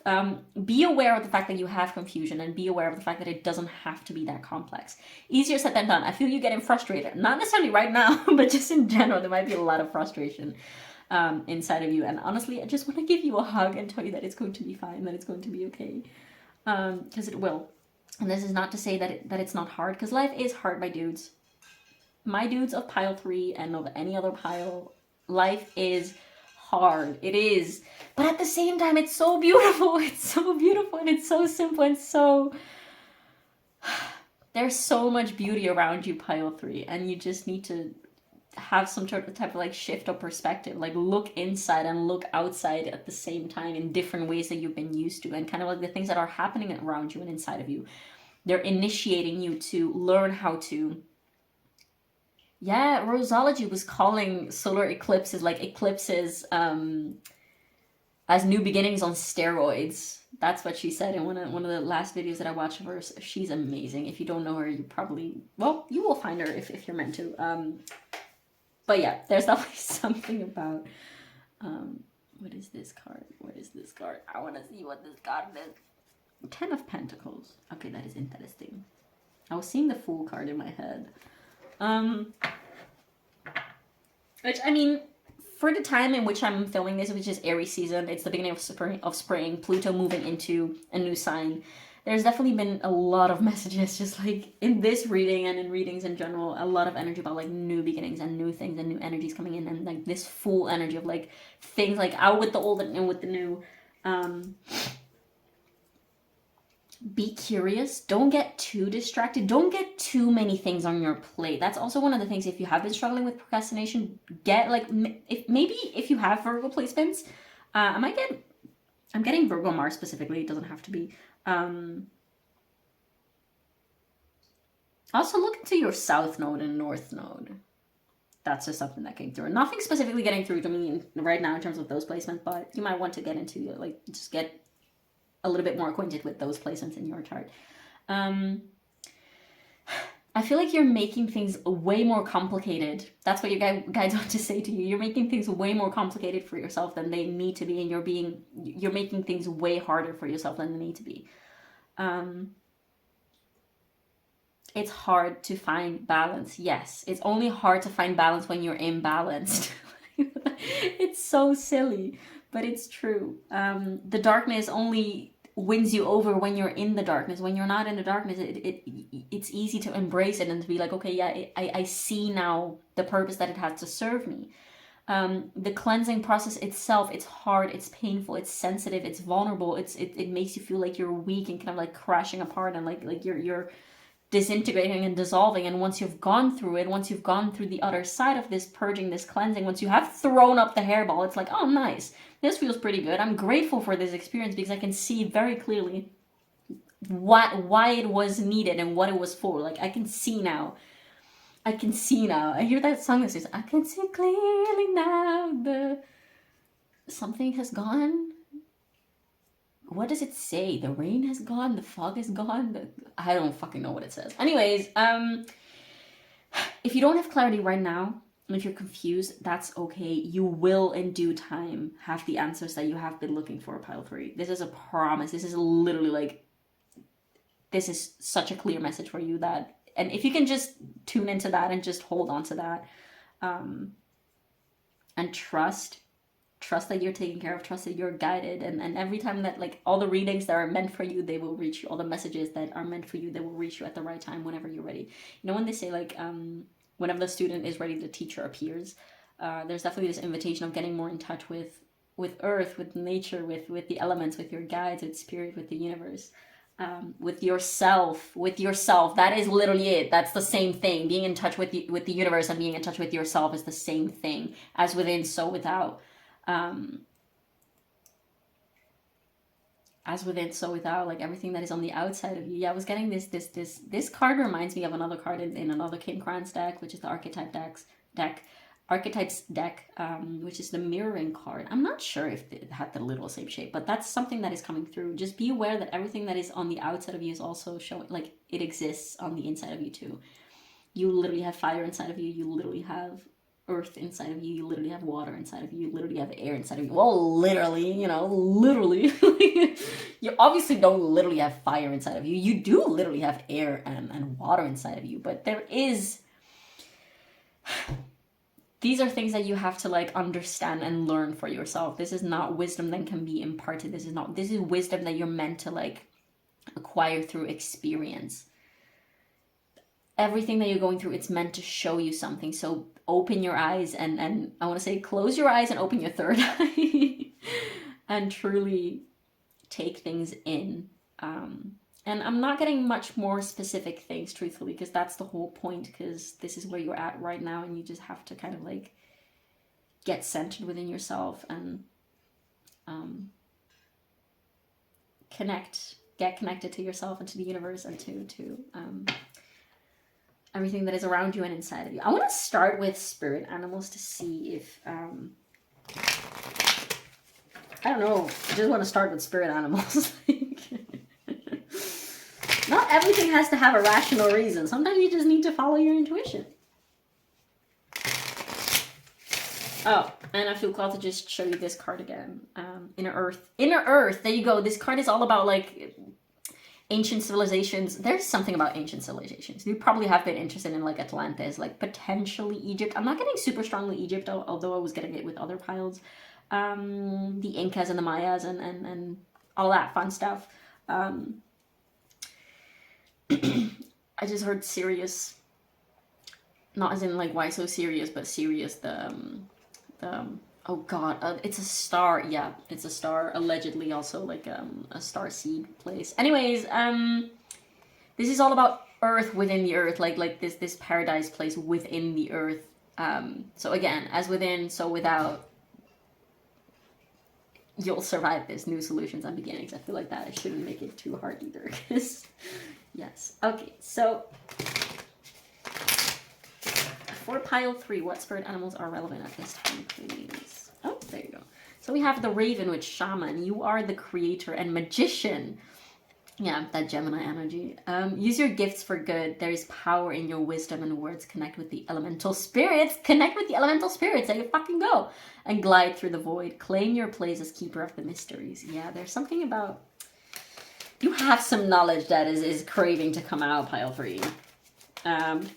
You're being initiated. That's a thing. There's something about mountains. You might love the mountains. You might feel really connected to the mountains. I'm getting Scandinavia or Iceland, Northern Lights, something like that. Norse mythology. I don't know. There's a lot of things. Oh my god. You might have. That makes so much sense. That Gemini energy that I was getting is like so many different things. There's so much confusion and so much rationality and so much struggling to identify what is my energy and what is yours, struggling to identify like what is inside and what is outside, and that reflection, that reflective quality to you, and or you might attract a lot of Gemini energy in your life. What other animals are relevant for pile 3, please? What animals have messages for pile 3? Spirit animals for pile 3, please. Patience. This one flipped over. Ram, perseverance. You have many gifts. See, there's something about you having gifts and needing to come to terms with those. No problem can withstand the power of your mind. With patience. That's literally what I heard while I was shuffling and this came out. Patience. With patience you can reach your mountaintop. There you fucking go. I love this so much. See, everything falls into place eventually, pile 3. Never give up and good luck will follow. See, you'll survive this. Never give up. Persevere. Keep going. It's all for a reason. What else do we have for pile 3, please? Yeah, it's like you might be feeling like you're kind of like on this eternal escalation of like a high mountain. But I just heard like the view will be worth it. That is so... Oh, that came through so cringily. Oh my god. Anyways, messages. The message itself is not cringy, but some... Did I just see the dolphin card? Oh, no, that is Oracle will adventure. Dare to do things differently. Sing your wild song. Manifest your travel dreams. Attempt the great journey with confidence. Be loyal. Friends and family are your treasures. Be brave. You're more powerful than you know. There you go. I'm just gonna keep that there. What else? What other spirit animals are relevant for pile 3? Why are there some cards that are like flipped over? Okay. Spirit animals for pile 3, please. Spirit animals.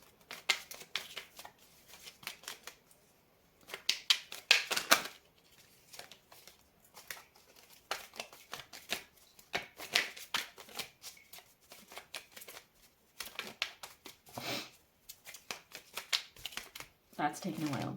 Oh, okay. Well, are we gonna take all these? Ah, look at that shit.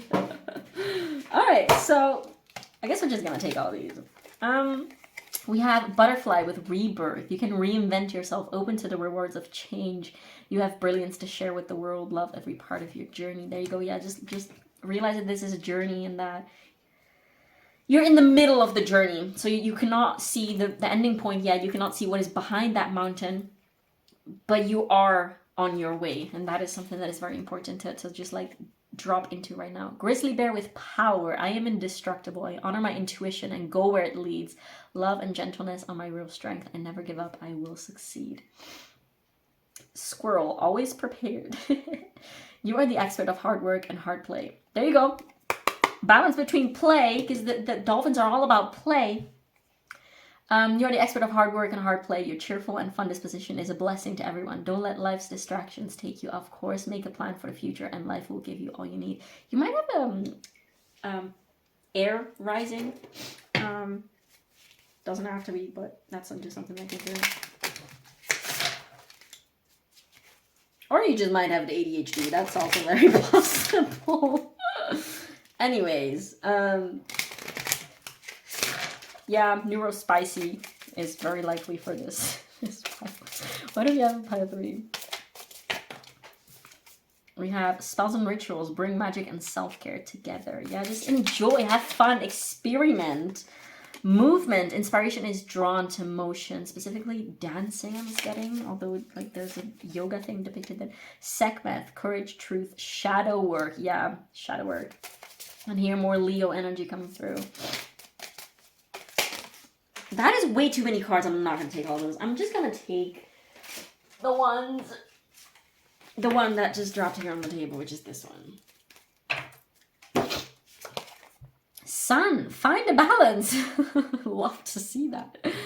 I actually feel called to take one more. I was just going to take one more. It's okay. One more, please. One more for pile 3, please. If not, we're just... That is way too many. Stop that. One more card for pile 3, please. A couple more shuffles, and if nothing comes out, I'm just gonna surrender. Oh, there you go. Oh, this card literally has come out for a lot of readings recently. Healthy boundaries are crucial for growth. Yeah, just get to know what your boundaries even are. There's a need to like get to know yourself, and something about solar plexus. Get confident in your own abilities and your own identity. It's a journey to get to know yourself, essentially, to get close to your heart. Final encouragement or words. Wow. The child within, inner mother, innocence, gentleness, tenderness. There's definitely a pressure on gentleness and tenderness to offer that to yourself and possibly to those around you as well. But just to start with yourself and with potentially your inner child and with your inner mother, obviously. Yeah, there was something. Yeah, Pearl is also called Mother of Pearl, and there was something about Pulse of the Mother. There's something about your you might have there's something that needs to be healed about your. Yeah, literally the best thing that I can describe is inner mother. Indeed, it's like the inner the voice that you have integrated about your mother. So not necessarily with your mother physically, if that's not where you're at right now, or if that's not something that's possible, but definitely with the relationship that you have with your internalized mother. What else do we have for pile 3? Look at this shit. Look at this. We have, wow, whispers. Okay, well, one thing at a time. The sun, again, joy, enjoyment, life for success, vitality, play. That is a very clear message coming for you. You should probably just like take a piece of paper and write the word play on it and just like paste it somewhere like on a mirror or something. As a little reminder. Whispers of Mother Earth, creativity, ideas, inspiration, artist, writer, channel. Yeah, there's definitely something about you having gifts and you having some type of purpose that you're meant to find out about later in due time. You might already know what it is, but there's definitely something that you're meant to channel and to bring to Earth. I keep feeling like I need to keep pulling cards, and like a lot of cards are coming out. I want one more, and then we're just gonna call it a day for this pile. Because, yeah, there you go. Okay. Trust the seasons. Embrace change, cycles of life, transition, growth. Pile 3, I feel like that was indeed like a beauty. I love the color scheme. There's something about colors, you guys. There's something about colors. You might have recently had like your first psychedelic trip or something like that. I don't know. Maybe you're seeing things differently. Pile 3, trust the seasons. Embracing change, cycles of life, transition, growth, ebb and flow. Everything will fall into place eventually. It is already falling into place. Like everything is as it needs to go right now, and it's all serving a purpose, and you will get there. You're on your way, and you're doing great, and you're safe, and you're guided. And there's just a lot of reassurance in this pile. I really hope that I managed to kind of like convey that to you, because that's the whole point. It's like, it's fine, like you're safe. That was all that I had for you today, pile 3. Thank you so much for letting me do this reading for you. As per usual, feel free to leave a comment down below letting me know how this resonated, as it means everything to me to know how my readings land on the other side of the screen. And again, thank you so much for being here, and I will see you in the next one. Bye. Hi, pile 4. If you chose this beautiful moss agate as well as the black tarot, this is going to be a reading all about basically confirming to you what your guides and your intuition, your subconscious, the universe have been trying to tell you all along. So we got a bunch of extra cards for you. We got like 2 for each, which was obviously not the plan, but you know, you guys know me by now. I always get more than I than I ask. Anyways, so the first part of this reading is going to be these oracles that are going to tell us a little bit about kind of like your own energy currently. I'm hearing things. I think that was the window. Anyways, it's windy outside. This should serve you as a little bit of an energy check. So you should be able to find your own energy at this time, and perhaps like illuminate a little bit about your struggles or the things that you're going through at this time. And then after, we're going to dive a little bit more in depth with the tarot about the messages that you guys have about the situation that you're currently going through. And then after, last but not least, we're going to take some advice and final guidance, as well as some spirit animals, which I love doing. So without further ado, I think I'm just gonna put this out of frame so we have enough space for all of these cards. To start, we have silver with number 25. Then from the Starseed Oracle, we have lost lands, soul memories, and gifts. You've done this before. And we have portal, doors are opening, you decide, rewards, wild card. And then we have square. We have Virgo. We have selenite and willow tree, goddess spiral, rites of passage, dreams, and support. Let me put that in there. And last but not least, we have sanctuary of light and mugwort, portal, 5D healing temple, astral travel. Let me see if this is, yeah, this works. This is fine. This is okay. You know, this is fine. Let me see if this needs to be moved a little bit. I don't know. I don't want to mess it up too much. Anyways, pile 4. What the hell? Wow. So the wave of light and brightness and just like purple energy, like 3D crown chakra, but especially, did I say 3D? I meant to say third eye. I'm not entirely sure what I said there, but I meant third eye, especially third eye. There's a lot about the unseen, but I don't want to get too ahead of myself. So it's interesting because we do have, the number 7 is very relevant to you guys. So you might be a life path 7. Doesn't have to be life path 7 or 1133 perhaps. Doesn't have to be. You could be any life path. And I'm getting 1 as well. It doesn't have to be, but those are the few things that are getting currently to me. Because the number 7 appeared a few times, like 25 reduces to 7, and when I was reading on the guidebooks some of these cards, it was like a number 7 appearing somewhere, and then from the deck, from the astral bodies, literally like I was taking the guidebook and the card with the number 7 jumped at me. I wanted to make itself known. There's a few main keywords, which is portal, which literally also like came through in one of these other cards in the guidebooks. It's portal, light, dreams, the energy is insane. I really, really hope that I can make it justice. Anyways, the signs, we have the elements of earth, water, and air coming through with these cards specifically. And it's interesting because, well, we do have Virgo here, obviously, which is an earth sign. But I was getting specifically also Aquarius and Pisces vibes. You don't have to have all of those placements. You don't have to necessarily have any of those significant placements. My ear has been ringing. My left ear has been ringing like crazy right before this pile and right now. There's a lot. There's a lot. Like, even the fact that we have so many cards and so many, just so many things happening. I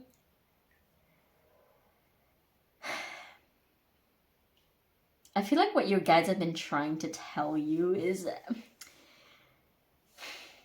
there's not much new things that your guides can tell you or about your life or about your life purpose, because you are so in tune and so connected and so aligned already. You are embodying your light in such crazily beautiful ways. It's insane. I keep hearing like old soul, old soul, old soul. There's this mastery. There's a couple of like keywords coming through, which is like portal, mastery, bridging, light, dreams, feminine energy, crone, wise woman. I feel like I just, oh my god, I feel like there's not much that I can even say to you, because you yourself are a channel, you yourself are a bridge. Like, you are the embodiment of a portal. Like, there is this, with this Virgo card, the thing about Virgo energy is that Virgo has this, it's this capability of discernment and of like nitpicking things apart to an extreme extent, so much that you can understand the individual little particles and parts that make up a whole. So Virgo, usually, typically speaking, has this vast understanding, this like deeper and broader understanding of things, energies, specifically about mental processes and psychology and the psyche.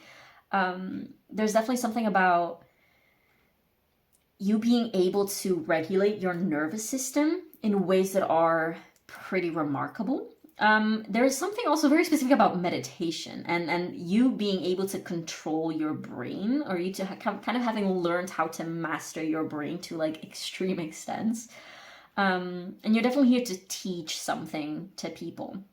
You're here to teach things to people through the art of self-mastery, through the art of using your brain and implementing your brain as a tool, and not being guided or being like a slave to your brain, or not being imprisoned by your mind. You're definitely here to guide and to, you're how powerful of a manifestator you are. Manifester? Manifestator? I don't know, but you feel and understand what manifestation is, like, to your core, like on a very, very deep level. There's also something about like mastering and embodying feminine energy in a very, very powerful way. So you might be, I keep getting Hecate, the goddess Hecate. Doesn't have to be relevant for everyone, but it's the concept of the three moons, which is also here on my arm.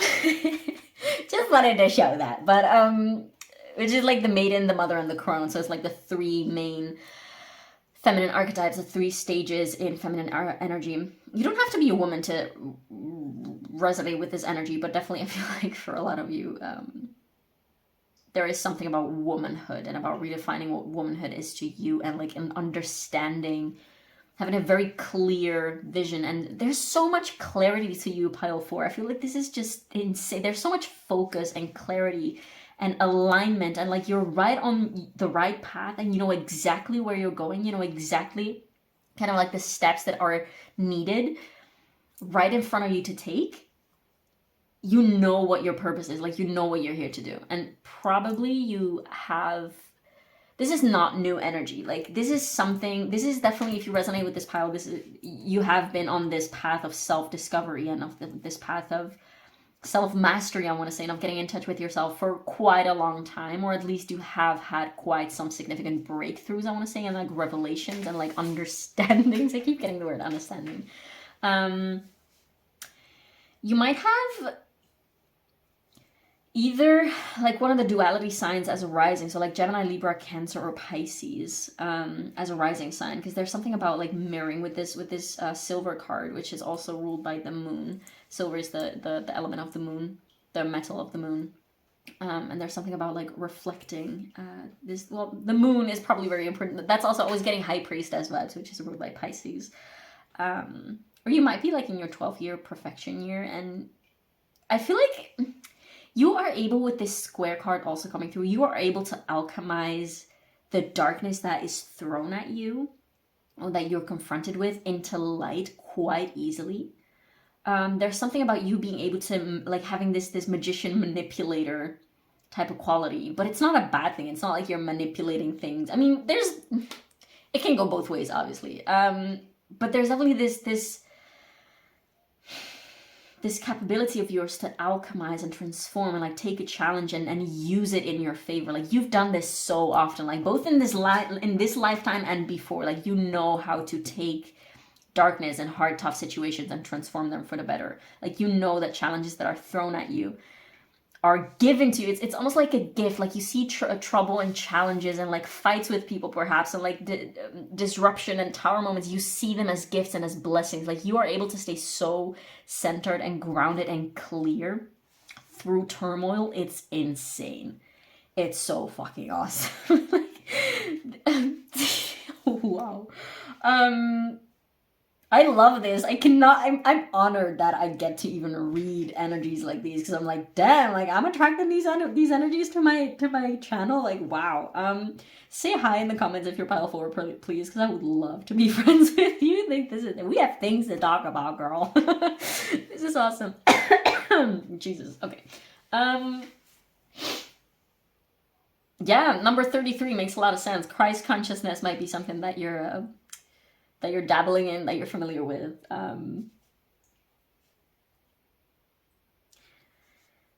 You are also strongly in touch with your guides, but I feel like I've said this already. Like, you know how to communicate with your guides. You know how to... I'm getting obsidian vibes for some reason. There have been some parallelisms between all these piles, which is so interesting, but they were very, very different energies in all piles. Yeah, there's something about you using crystals, perhaps like even clear quartz or like Lemurian quartz or things like that, to amplify. Like, you're an amplifier. I don't know much about human design, but that's just something that came through. You might be into that and resonate a lot with those human design things. I'm not into that. I'm more into astrology and numerology and all those things. But I believe there is some type of human design archetype that is kind of like an amplifier, like a mirroring type of thing or something like that. Let me see if we're still rolling, by the way. Yeah, 11:45, if that's relevant energy to you guys. Let me say just real quick, just one more moment to see if anything else needs to come through. There's something about mystical creatures. Like, you might have very fantasy-like dreams, or you like reading fantasy. That's also definitely an option, but there's definitely something about, you might have a lot of female guides or like feminine energy guides around you, and there's something about not showing,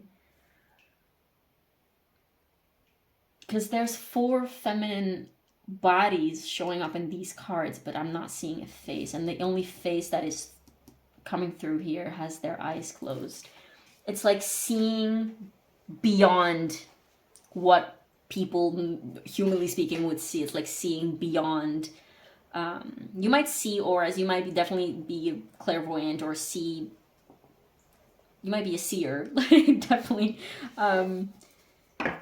Yeah, there's something about seeing beyond and knowing beyond, and it's easy for you to be in touch with the metaphysical. Let's put it that way. Metaphysical is like beyond the physical. That is so interesting.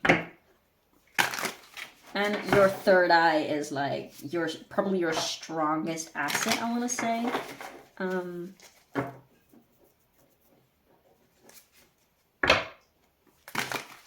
But yeah, let's see for pile 4. And usually I don't really do 4 piles, but for this reading I felt called to do 4 piles.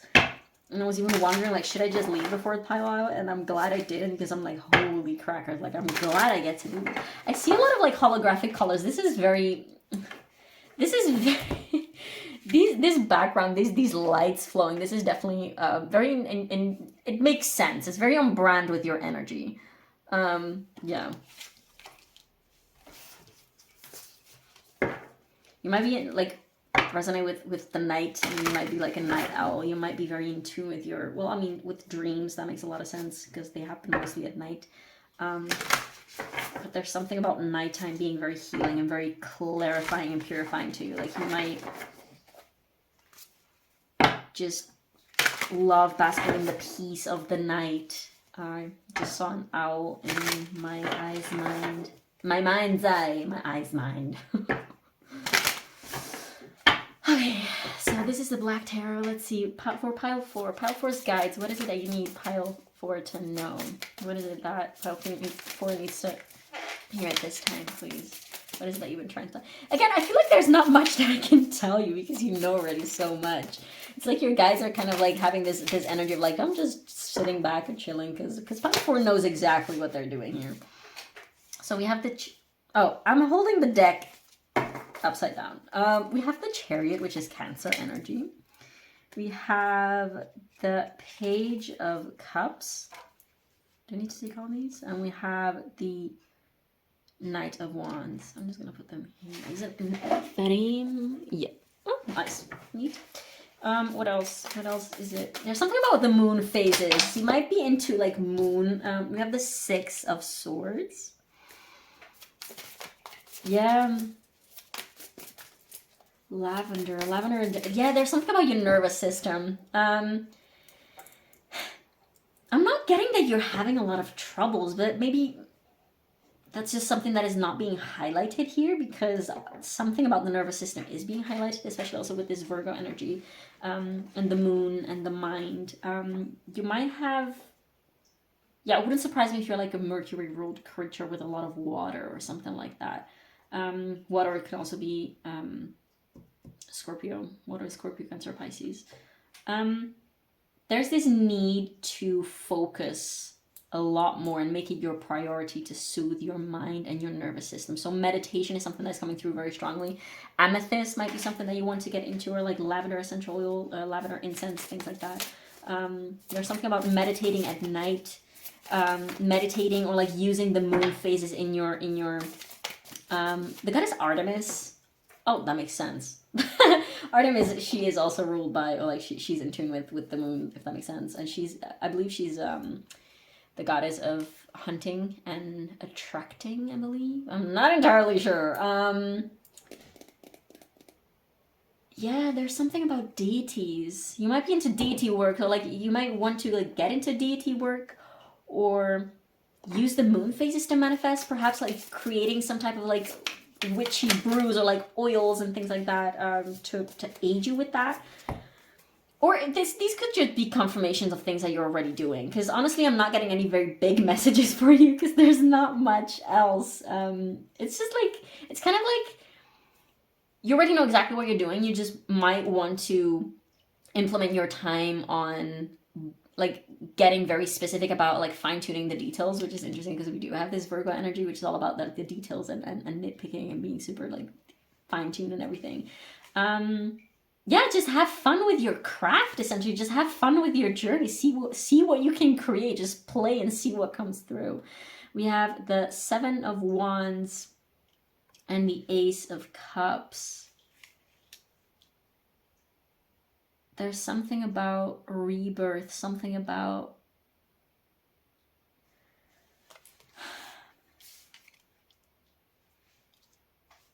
what is on the back of the deck? The Six of Cups. Yeah, there's something about getting in touch with someone from the past, perhaps getting in touch with your ancestors. This is, by the way, the Black Tarot is on the box. I'm looking at it right now. It says an Ancestor Awakening deck and guidebook. There's something about the past, something about diving deep into your lineage and getting in touch with your ancestors and getting in touch with also perhaps like the male part of your ancestry. Because perhaps, yeah, I think that you're so in tune and in touch already with the feminine energies around you and within you and then like in your past, that perhaps is, and it's not even necessary. There's no like big things coming through, honestly, as I'm perceiving it right now. It's just like just have fun and see what comes through. Like, just have fun and see if you can connect with the more masculine and like male parts of your lineage. There's definitely something about you embodying such pure, bright light and kind of expressing gratitude for the ones who paved the way before you. And using their knowledge, like the knowledge and the tools and the energy that these people have, kind of like your ancestors and the people that came before you, perhaps even some teachers or something that have passed away or that you're not in contact anymore, or like ex-lovers or something, that have left some type of mark on you, that have left some type of scar or wound that you have alchemized and used into your favor to like help yourself cross over. And did anyone have like an ego death experience, or like near death experiences, or like some, you guys like doing things that are very extreme and things that are very like rushes of adrenaline? I'm getting Sagittarius vibes right now with this Knight of Wands as well. There might be something about, I'm getting scuba diving, like diving, literally diving deep and seeing like ocean creatures or something like that. Seeing whales in my mind right now. There's something about you harvesting. Yeah, there's something about harvest. You're harvesting the fruits. I'm getting Persephone vibes right now with Virgo. There's so many things. There's so much, and you get to choose whatever it is that you want to focus on. It's so awesome. There's something about harvesting the fruits of your hard labor, and harvesting the fruits and the abundance of the labor of those who came before you. You might want to leave offerings to, like, if you're working with deities or like ascended masters or something, or like if you're working with your ancestors, you might want to like give physical offers to them, just to show gratitude, perhaps just to acknowledge where all of your power currently comes from, because I feel like they live like your legacy lives within you, like it lives inside of you. I feel like someone is also about to give birth. That's obviously not going to resonate with everyone, but there's something about literally birthing someone that is very, very hard, like a powerful soul, or you know that there's a powerful soul wanting to come through you and to be birthed through you. Take that only if it resonates. If it does resonate, you will know the moment that you heard it. You're like, yes, I know. If it's the first time that you hear it, or if it's like, I'm not entirely sure, it's probably not your message. But let's see. I feel like that's okay. Let me just sit with it one more extra minute, because I feel like this is also like a shorter reading than the others. Yeah, wow. Because there's just so much clarity. There's not much explaining that needs to be done.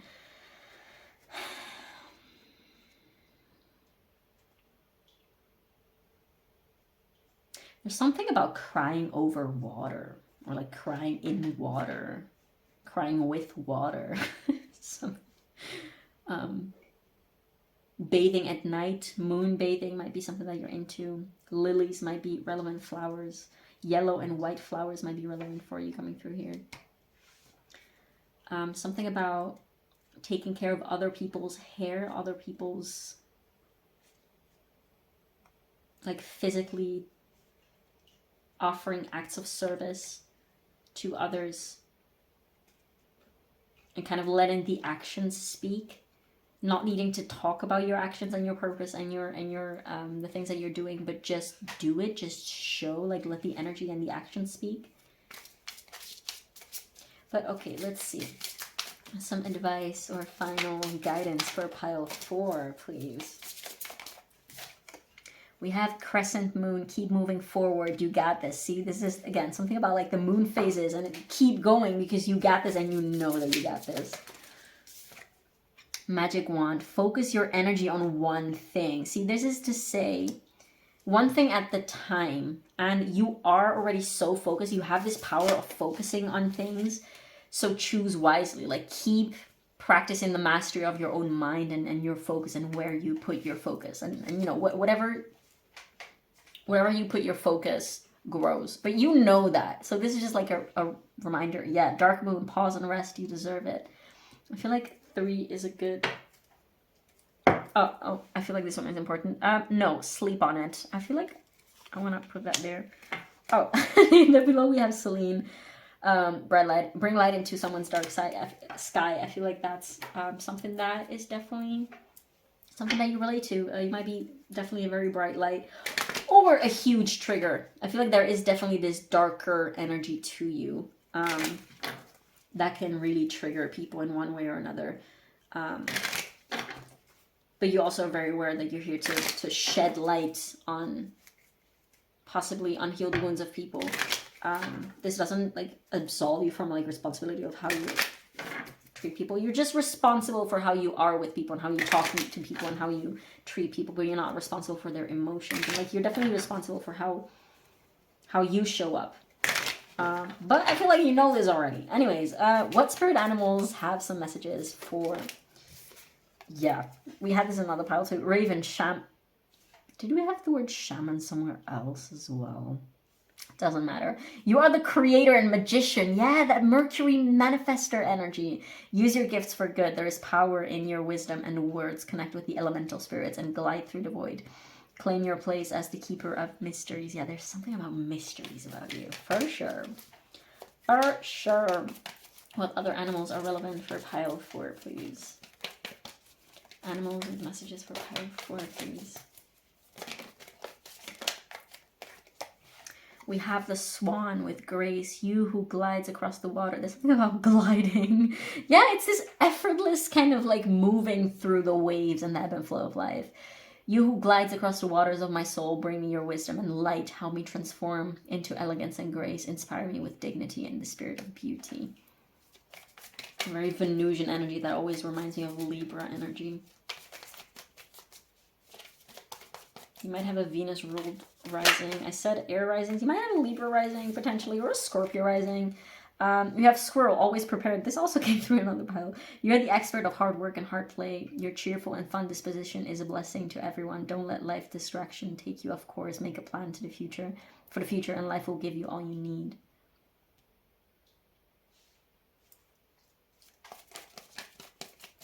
One more, please, for pile 4. Hey, those are a lot. You're definitely in touch with a lot of synchronistic type of things. Yeah, that's also the thing. Like, you might experience so many, like, such specific synchronistic events or messages, and you might not even get surprised anymore. Like, you recognize it as a synchronicity or, like, as a message, but you're not even moved or startled by it. Like, no matter how weird or specific they get, you're like, oh, yeah, definitely. Yeah, of course. Like, yeah, I asked for this. I created this, of course. What's one more? Goose, inner knowing. You're a brave traveler. I want to say traveler of the astral realms of the 5D. Your soul knows the way. Be confident and you will achieve your destination. Loyal friends are always with you. Don't worry, you're blessed. Let yourself fly. I love that. Now, last but not least, the Rose Oracle. Yeah, there's something about essential oils. You might want to work with essences or like hydrosols. So like, you know, distilled plant waters or something like that. I'm not entirely sure what that is, but flower waters, rose water, or something like that. And just brew your own concoctions. What do we have for pile 4 to close off this reading, please? For pile 4.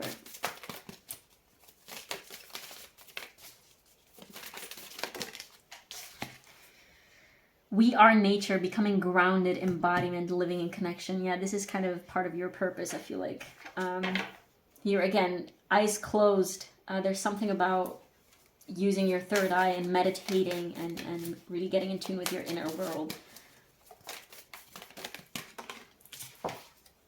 We have the thorn, protection, boundaries, clear communication. Clear communication with your ancestors, I want to say. Clear communication with, obviously also with your human counterparts, but this specifically gives me vibes of it, like your ancestors and like your guides and whatever spirits you're working with. One more message for pile 4, please. This one? Should I take them both? We have release the petals, transformation, death and rebirth, shedding, all change. And we also have after the rain, silver lining, relief, hope, mercy. It's over, acceptance. Yeah, there's a lot of moving through changes and tower moments potentially, but you know exactly, like, you know that you're safe at the end of the day, and you move through them with grace, like this card from the Swan said. And it doesn't mean that you have no struggles. Of course you struggle, but you can always stay in tune with your higher self and always call in for your guides for support.